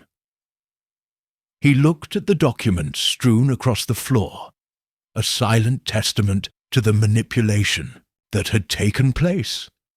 The financial records, the forged letters, the lies carefully crafted to mislead them.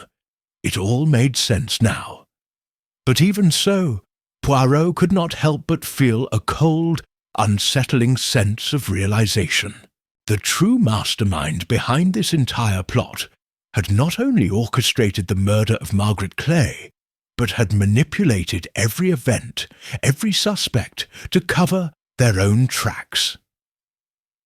Poirot stood motionless for a moment, processing the implications of what he had uncovered.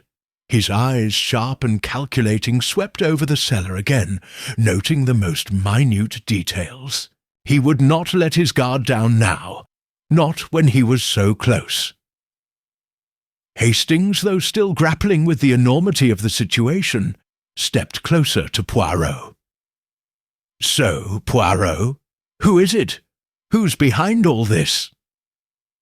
Poirot turned to his old friend with a look of quiet resolve. "It is not always the most obvious person, Hastings. Often the true criminal hides in plain sight, right under our noses." Hastings' expression darkened as he surveyed the room. "But who, Poirot? Who could have orchestrated all this?" Poirot took a slow, deliberate breath, then looked directly into Hastings's eyes. "It is none other than the person who stood to gain the most from Margaret Clay's death. Her own brother, Thomas Clay." The name struck like a hammer on stone. Hastings blinked in disbelief. "Thomas Clay? But he's been helping us all along. He was one of the first to raise the alarm about his sister's death. Poirot raised a hand to silence him. "Precisely, Hastings. That was the very illusion he wanted to create. By playing the role of the grieving brother, he hid the true depths of his involvement. But it was all an act, a carefully calculated move designed to shift suspicion away from himself." Poirot's Voice grew more intense as he pieced together the web of deception. You see, Thomas Clay was a man in desperate need of money. The family fortune was all but gone, and he was heavily in debt. But there was one thing he could count on: his sister's inheritance, which she had recently received. He knew that Margaret would never willingly share it with him, so he made a plan. A plan that involved using his sister's closest friends and associates to cover his tracks. Hastings frowned, still struggling to connect the dots. But why kill his sister? Why not just manipulate her into giving him the money? Poirot's eyes gleamed with understanding. Thomas Clay knew that Margaret was no fool.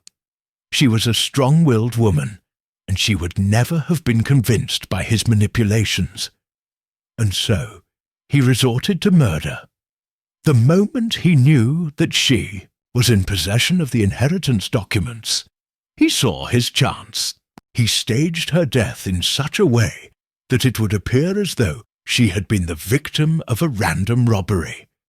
But it was all a facade, a carefully planned deception meant to confuse and mislead.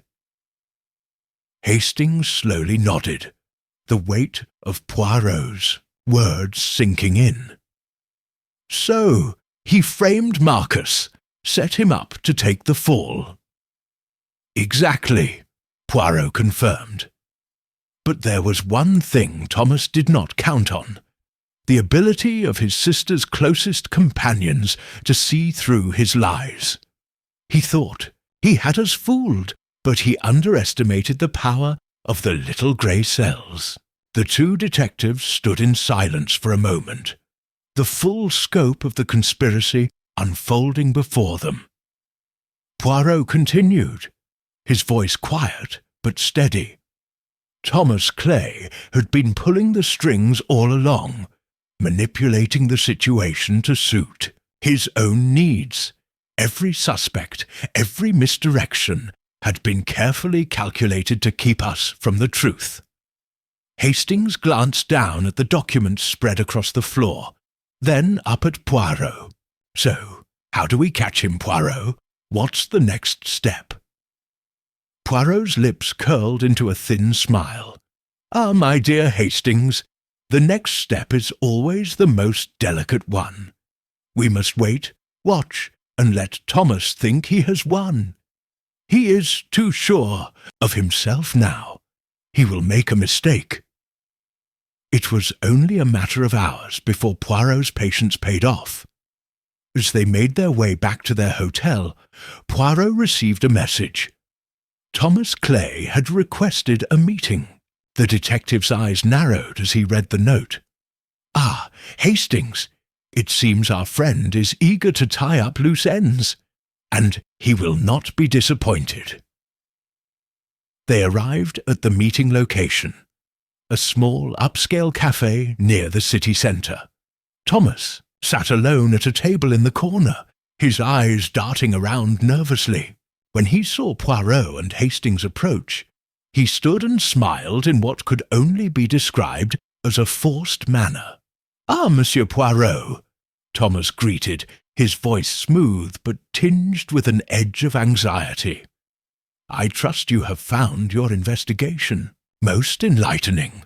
Poirot gave a polite nod. "Indeed, Monsieur Clay, it has been most enlightening. And I must say, you have proven to be a most resourceful man. But I must also inform you, Monsieur Clay, that the game is over." Thomas's smile faltered, and his eyes darted nervously. "I don't know what you mean," he stammered. Poirot's gaze never wavered. "Oh, I think you do. You see, Monsieur Clay, while you were busy spinning your web of lies, I was paying attention.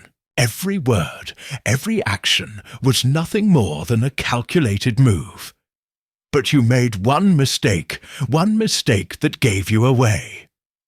Thomas's face grew pale, and his fingers tightened around the edge of his coffee cup.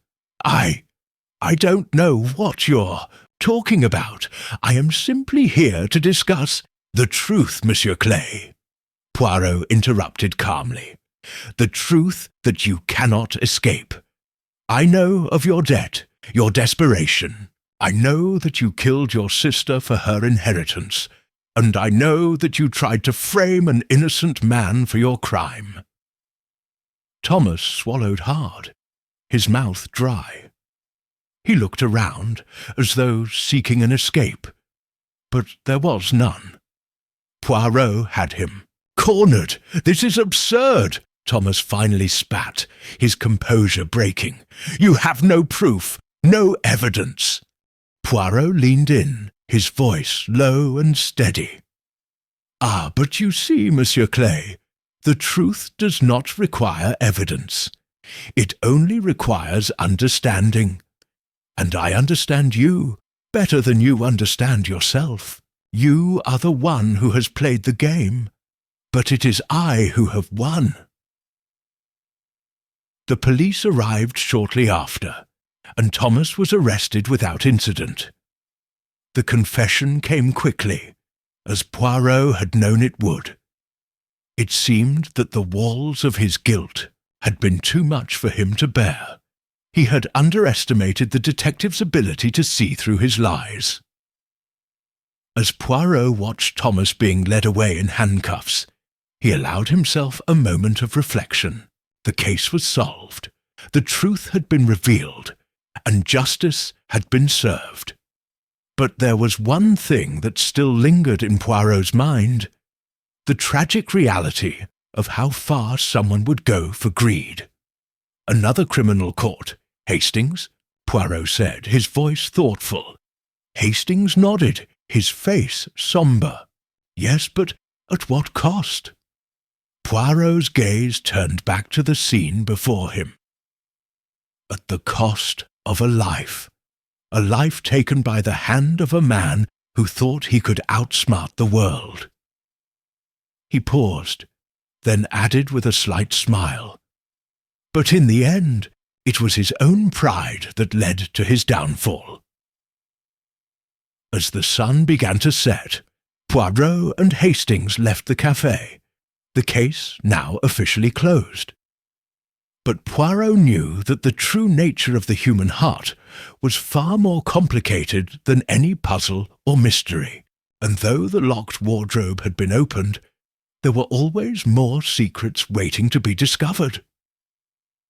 With a final glance back at the city, Poirot adjusted his coat and turned toward the next case, whatever it may be. Chapter 22. A quiet reflection. Case was over. The papers had been signed, the criminal apprehended, and the echoes of the drama slowly faded from Poirot's mind. Yet, as often happened with the more intricate mysteries, the satisfaction of the solve was mixed with a subtle unease that lingered in the corners of his thoughts. There was something unnerving about the way Thomas Clay had weaved his web of deceit, not just for the money, but for the sheer arrogance of thinking he could deceive the greatest mind of his time. Poirot, even in victory, couldn't help but wonder. What had driven the man to such extremes? The Belgian detective sat quietly at a café the following morning, sipping his espresso, a drink he had acquired a particular fondness for over the years. His eyes, typically alert, were softer now, lost in thought. His mind, which usually danced from one conclusion to the next with a precision and swiftness admired by even the best of detectives, was contemplative in this moment. Hastings, ever loyal, sat across from him. He had ordered a large coffee, and despite his own musings on the case, had been watching Poirot intently, knowing that there was a matter still unspoken between them. "You know, Poirot," Hastings began after a few moments of silence, "there was something so unsettling about this case. I can't quite put my finger on it, Thomas was clever, no doubt, but there was something in his eyes, something that suggested he was resigned to his fate even before it came.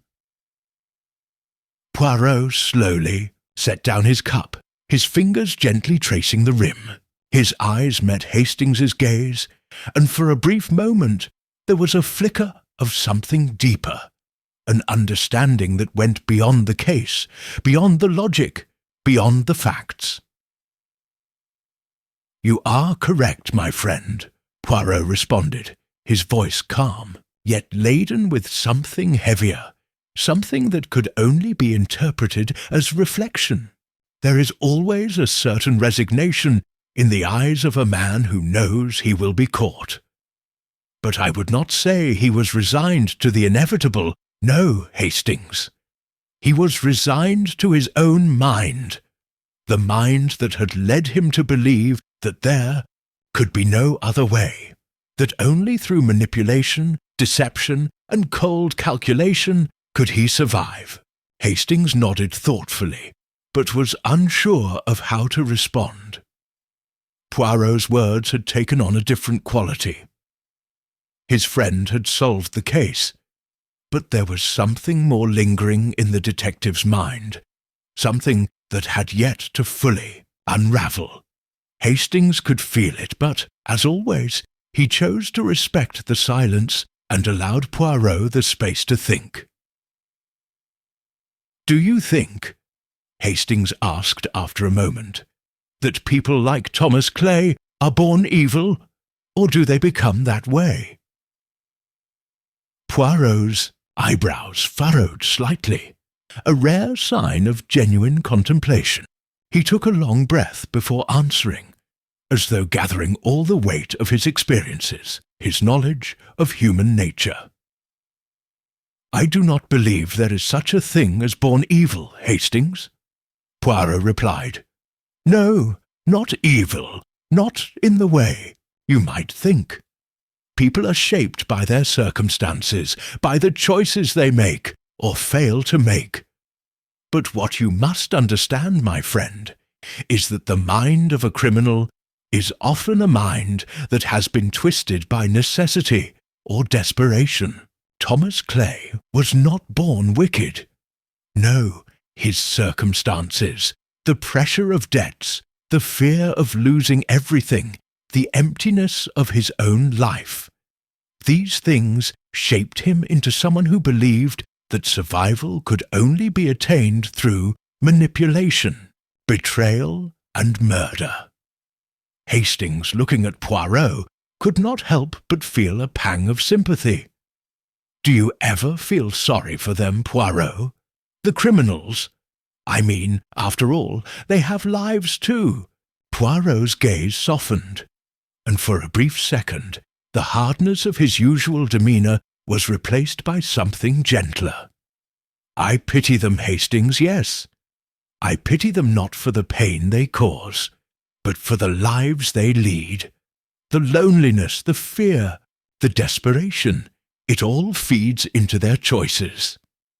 And yet," Poirot paused, his eyes narrowing slightly, "there is always a choice. It is in the hands of every person, no matter how dire their situation may be, to choose the path they take. The criminal mind, like any other, is governed by free will, and when they choose the wrong path, the consequences are inevitable."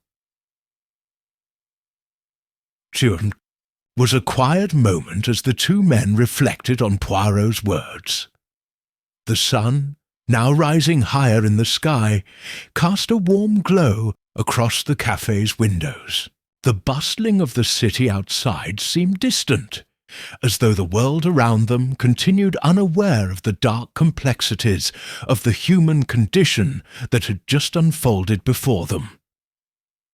Hastings took a sip from his coffee, the rich flavour momentarily pulling him from his reverie.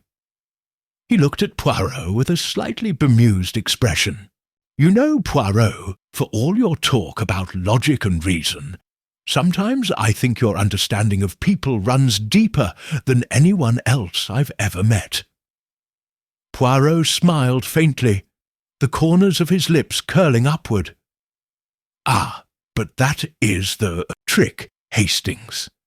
The mind must be governed by reason, yes, but the heart, the heart is where the true understanding of people lies. And that is where I differ from the others. It is not the facts alone that uncover the truth, but the understanding of the person, their desires, their fears, their weaknesses." Hastings nodded slowly, absorbing the weight of Poirot's wisdom. "So, you're saying that even though we've solved the case, there's something more at play here? Something that you're still pondering?" Poirot leaned back in his chair, his fingers drumming lightly on the edge of his cup. His gaze drifted to the window, where a group of pedestrians walked by, completely unaware of the tangled web of motives and secrets that had just been unravelled. He let out a soft sigh. "Yes, Hastings," he said, his voice soft but resolute. "There is always more. The surface of things is only the beginning. Beneath that surface lies a deeper truth, one that is often far more unsettling than the crime itself." Later that evening, Poirot and Hastings returned to their hotel.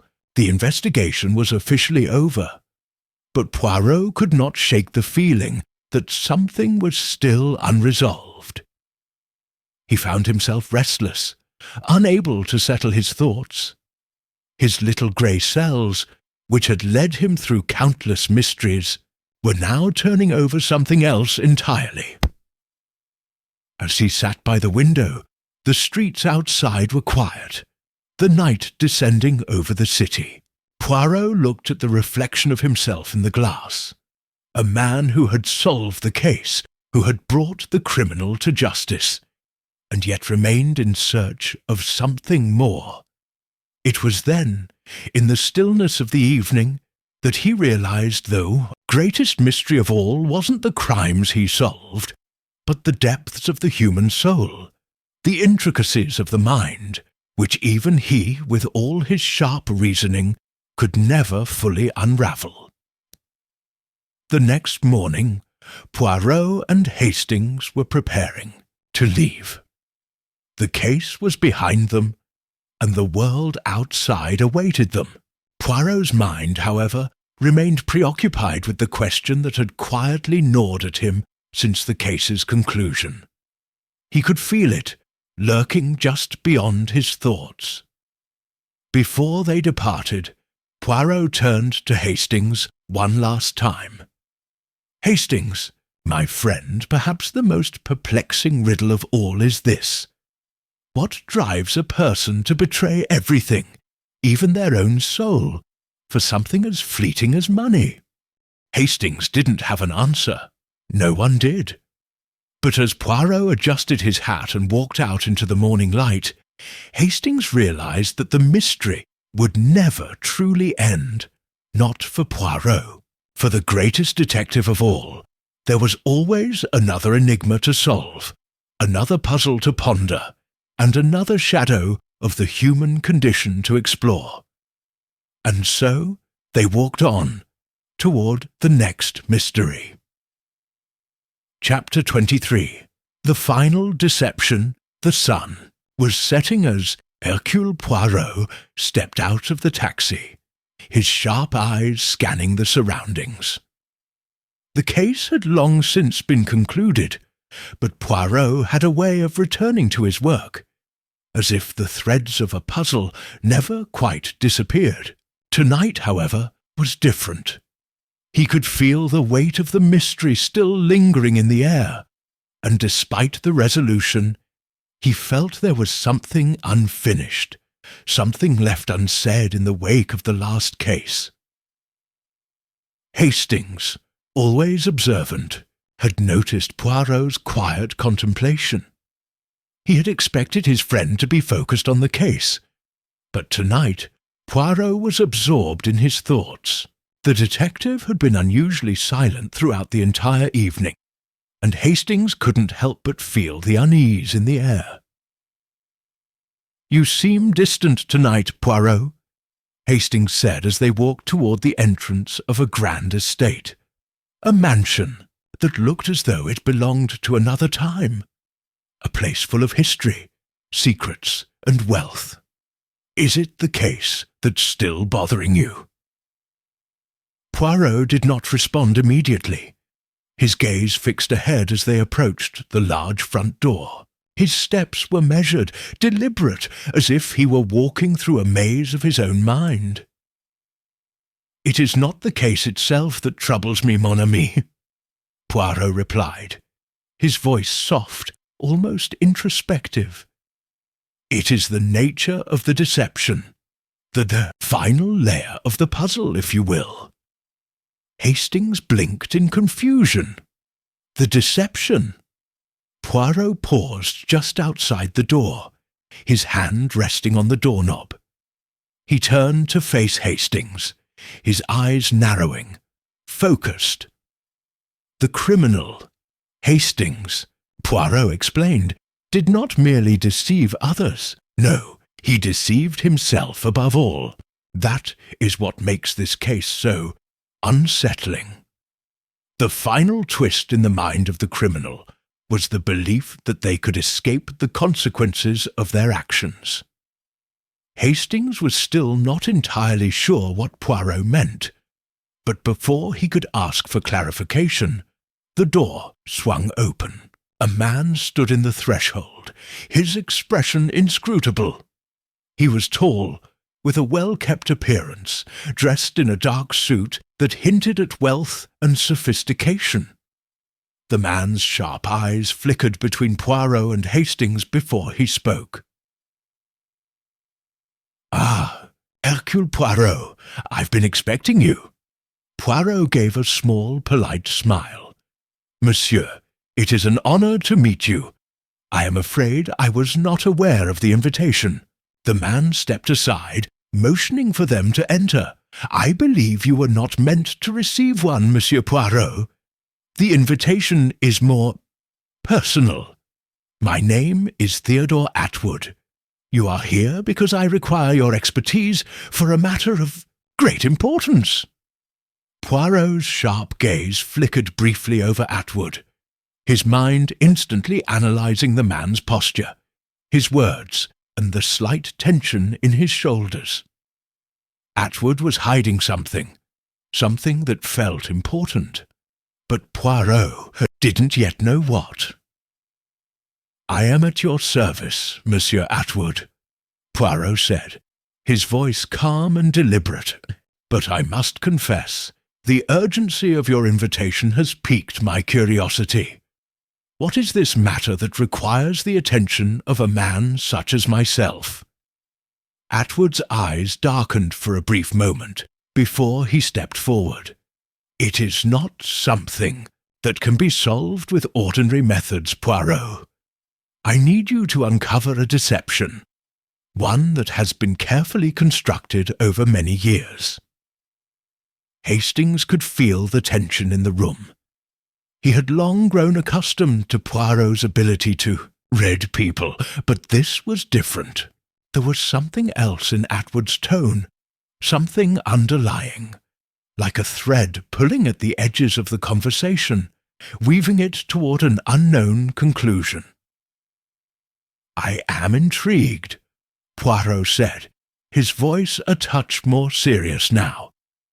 "Please, tell me more." Atwood motioned for them to follow him as he led them through a series of rooms, each grander than the last. The walls were lined with priceless paintings, the floors polished to a gleaming shine. Everything about the house screamed wealth and power, yet there was an unsettling quality to the opulence that made Poirot uneasy. They entered a large study, its walls adorned with shelves of books, most of them leather-bound, some ancient in appearance. Atwood sat behind a large oak desk, motioning for Poirot and Hastings to take a seat opposite him. "I trust you are familiar with my family, Poirot," Atwood began, his voice steady but with an edge of anxiety hidden beneath the surface. We are a lineage with a long history of wealth and influence. But as with all such families, there are secrets. Secrets that, if exposed, could ruin everything. Poirot leaned forward slightly, his eyes narrowing. "Go on." "I will be blunt," Atwood said, his fingers tapping nervously against the desk. "Someone in my family is trying to destroy us. It is a plot that has been set in motion over many years. And now, the moment of reckoning has arrived." Atwood paused, his eyes locking with Poirot's.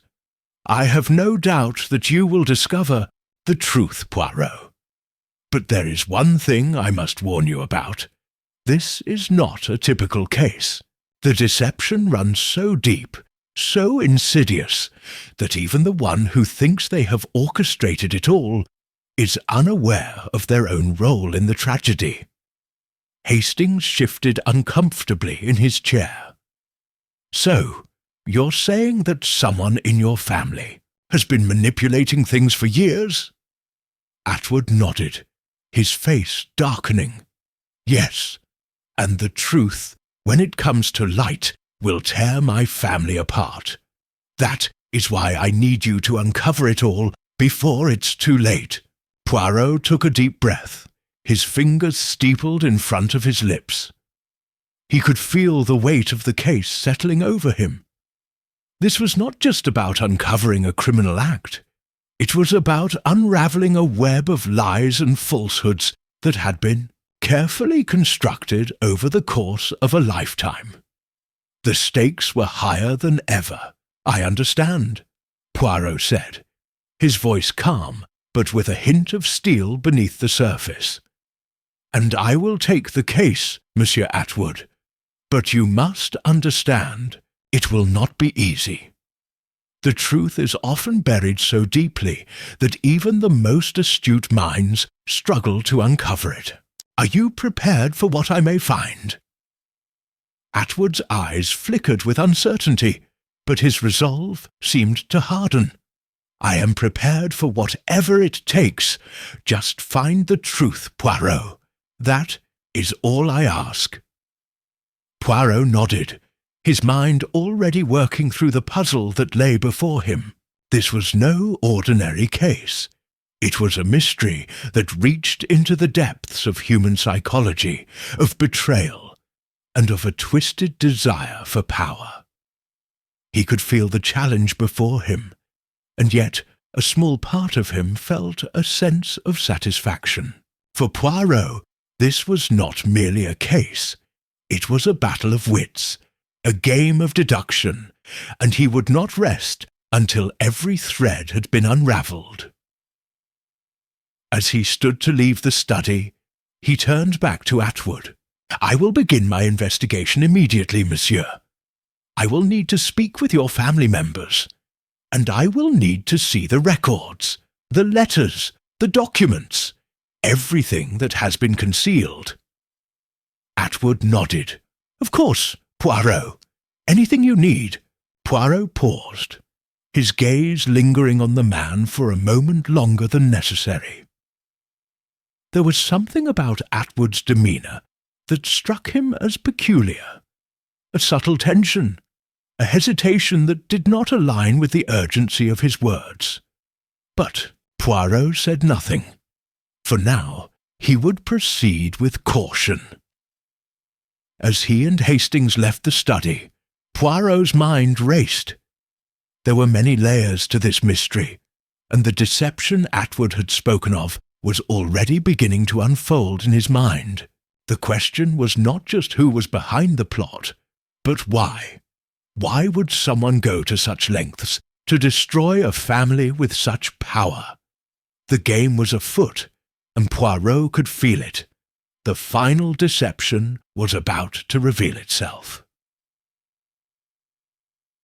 Chapter 24. The Unseen Hand. The morning mist clung to the grounds like a shroud, casting the sprawling estate in an eerie silence. The sun had yet to fully rise, its golden rays struggling to penetrate the low-hanging clouds. Poirot stood at the window of his room, his eyes tracing the faint outlines of the distant trees, the grand stone gates of the estate barely visible in the gloom. His mind was far from the peaceful scene before him. Instead, it was consumed with the intricate puzzle that had yet to unfold. The words of Theodore Atwood echoed in his mind. The deception runs so deep, so insidious, that even the one who thinks they have orchestrated it all is unaware of their own role in the tragedy, a mystery that went beyond mere manipulation and lies, one that involved not only deceit, but an unconscious participation in the very crime they thought they were controlling. Poirot's little grey cells were whirring, seeking patterns, connections, subtle signs that others might miss. Hastings entered the room quietly, his steps muffled by the thick carpet beneath him. He had grown accustomed to Poirot's early morning routines, and today was no exception. Poirot was already at work, analysing every angle of the case. "What's our plan for the day?" Hastings asked, his voice low, careful not to disturb Poirot's thoughts. Poirot didn't immediately answer, his eyes still fixed on the view outside the window. He was deep in thought, and it was only when he spoke that his voice had the familiar sharpness of a mind engaged in unravelling a mystery. "I have already begun, Hastings," Poirot replied, turning from the window to face his companion, "and I have spoken with Atwood's household staff, the butler, the housekeeper, and those who might hold a piece of the puzzle. They are loyal, but loyalty can be bought. I shall need to speak with the family, one by one, and see what secrets they are keeping." Hastings, ever the loyal companion, nodded. "And you think one of them is the key to all of this?" "Indeed," Poirot said, his expression tightening as he glanced over at a series of documents spread across the desk. "But which one?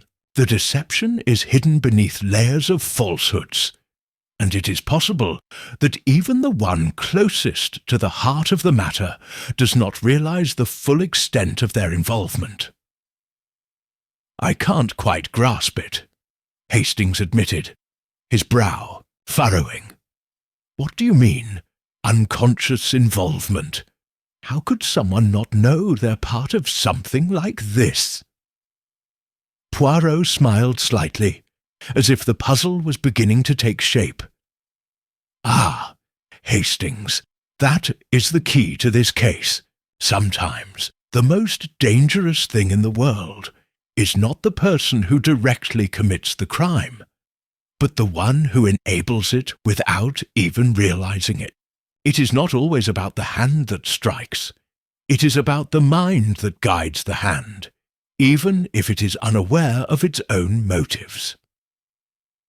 Hastings felt a chill run down his spine as he began to understand the complexity of Poirot's words. A mind that unknowingly participates in its own destruction. How could that be? How could someone betray their own family, their own principles without even realizing it? Poirot straightened up, gathering the documents. "Come, Hastings, we must go to the library. The answers lie there." The library was vast, its towering shelves filled with books of every kind: history, philosophy, law, literature, and more.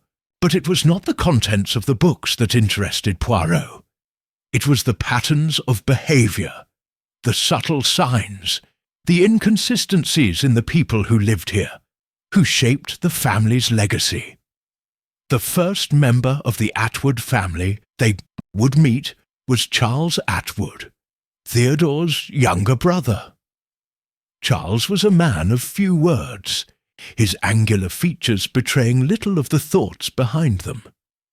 He was sitting at a large oak table in the centre of the room, a glass of brandy in hand, staring out the window as if lost in thought. The moment Poirot entered, Charles turned to face them with a polite, if somewhat guarded, smile. "Ah, Poirot," Charles said, his voice smooth but distant. "I hear you've been taking a keen interest in the family affairs." Poirot took a seat across from Charles, his hands folded neatly in front of him. "Indeed, Monsieur Atwood, the affairs of your family are fascinating. But you, I believe, are the key to understanding the true nature of this case. You are one of the last to see the pieces of the puzzle before they fall into place." Charles raised an eyebrow, a flicker of discomfort passing across his features. "I don't see how I can be of much help. My brother has already explained everything to you, I trust." Poirot studied him intently. "Your brother, yes, but it is not what he has told me that matters. It is what you have kept from me. You see, Monsieur Atwood, sometimes the truth is not found in what is said, but in what is not said." Charles leaned back in his chair, his fingers tightening around the glass of brandy. "You're accusing me of something?" Poirot's eyes never left his.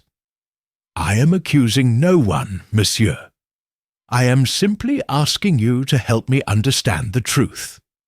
You see, it is often the ones who are closest to the heart of the matter who have the most to hide, and sometimes the ones who are most convinced of their innocence are the ones most guilty of all." The tension in the room grew thicker. Charles's eyes narrowed as he set the glass down with a soft clink. "I've nothing to hide," he said, his voice quieter now. "But I'll tell you this. If you think someone in this family is trying to destroy us, you're mistaken. No one would be foolish enough to do that." "Perhaps not," Poirot said, his voice calm and even. "But sometimes, Monsieur Atwood, it is not about being foolish. It is about believing oneself to be invulnerable to the consequences of one's actions." Charles's jaw tightened, but he said nothing more. Poirot stood up, signalling that the conversation had come to an end for now. "You may not realize it yet, monsieur, but you are already part of the deception," Poirot said quietly, almost as if speaking to himself. "But all will be made clear in time." As Poirot and Hastings left the library, they found themselves walking through the winding corridors of the estate. The silence was deafening, broken only by the distant sound of footsteps echoing off the marble floors. Poirot's mind was already at work, analysing everything Charles had said, and more importantly, everything he had not said. "There's more to Charles than he lets on," Poirot said thoughtfully.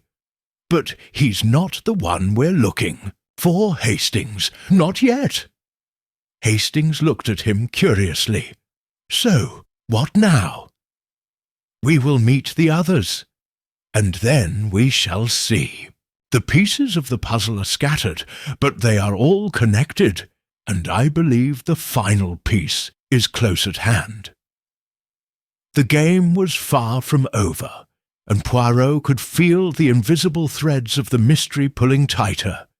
Each interaction, each moment, was a step closer to the truth. And with each step, the revelation became clearer. The final deception was coming to light, and this time nothing, no lie, no twist, would be enough to obscure the truth. Chapter 25. The Vanishing Echo. The mansion, cloaked in shadows, stood silent as the night deepened. The vast estate that had once bustled with energy now seemed almost haunting in its stillness, as if holding its breath. Inside, Poirot and Hastings moved with purpose, following the winding corridors that led them to their next destination, the master's study. The heavy wooden door loomed before them like a portal to secrets yet to be uncovered. Poirot stopped just short of the threshold and placed his hand on the doorknob, pausing for a moment as though feeling the weight of what was to come.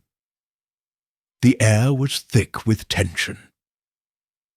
Hastings, always on alert, but less attuned to the subtle nuances of Poirot's mind, regarded the detective with a mixture of curiosity and concern.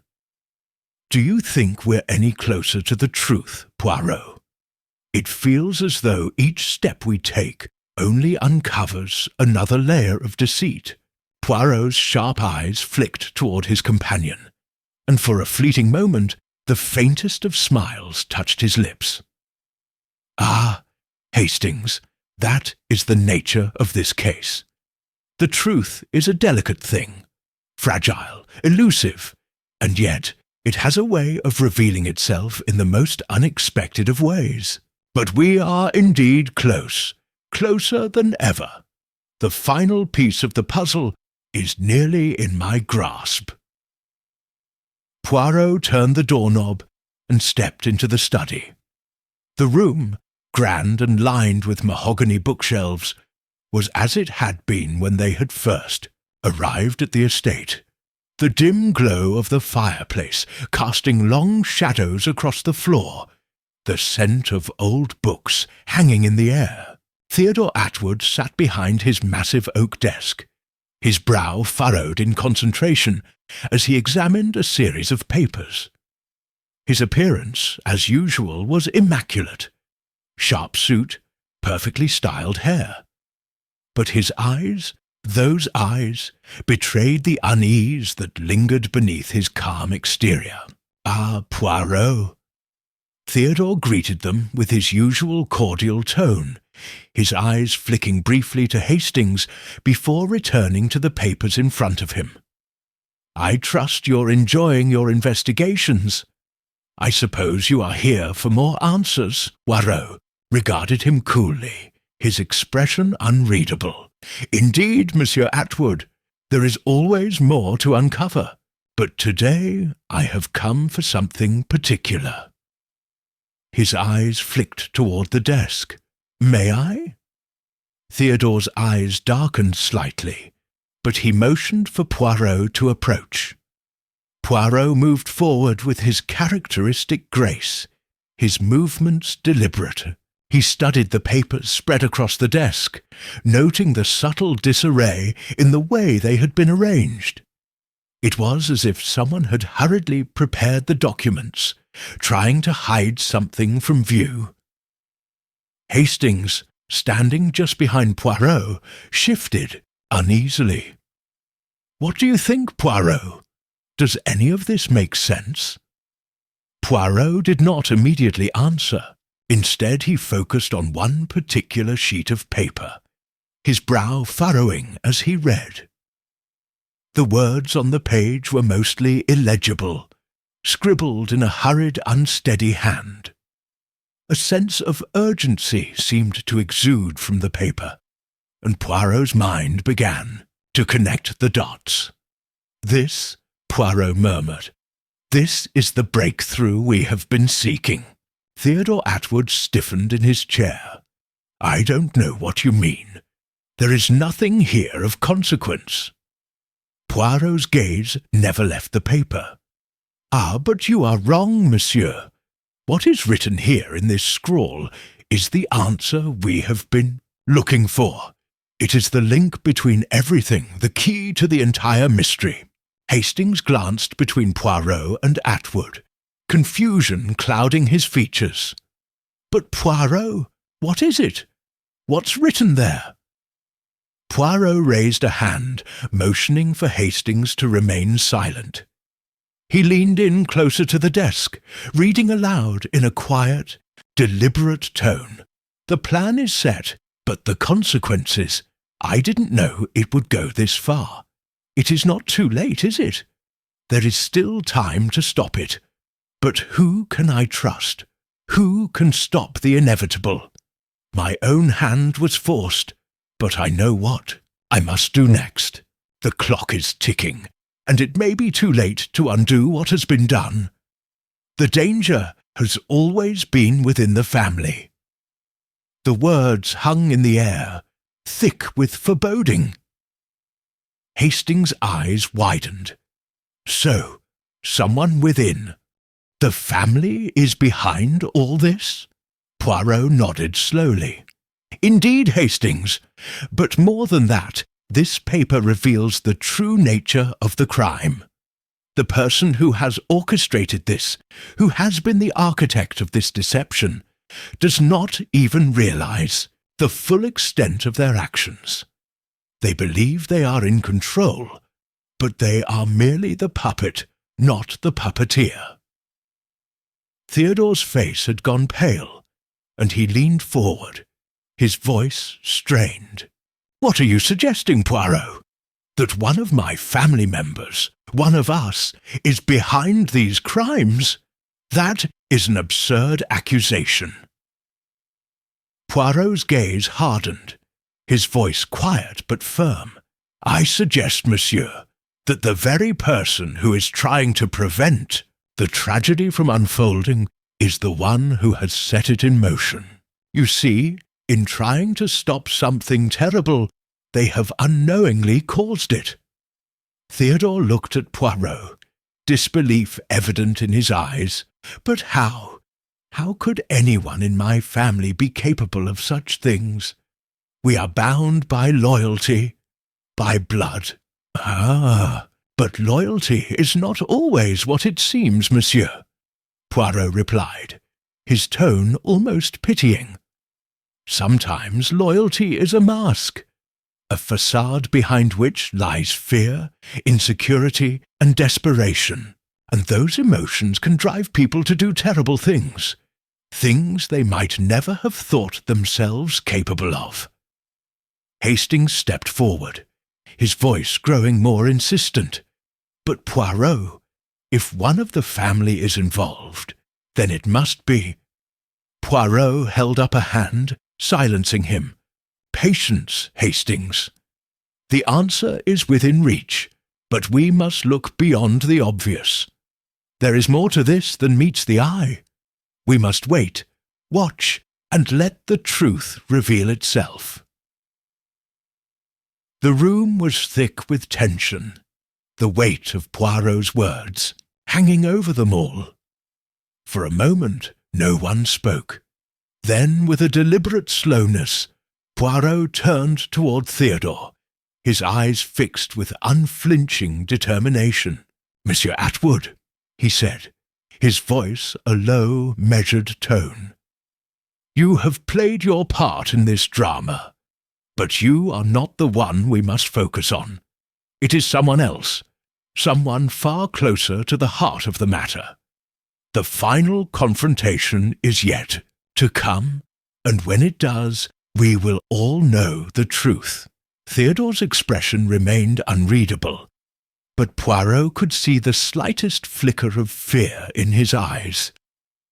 As I said, Poirot continued, the pieces are almost in place, and when they all align, the final puzzle will be solved.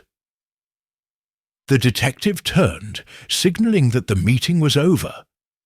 As he and Hastings walked toward the door, Poirot couldn't help but feel that they were nearing the end of their investigation. The final piece of the puzzle was almost in his grasp. And soon, very soon, the truth would be laid bare for all to see.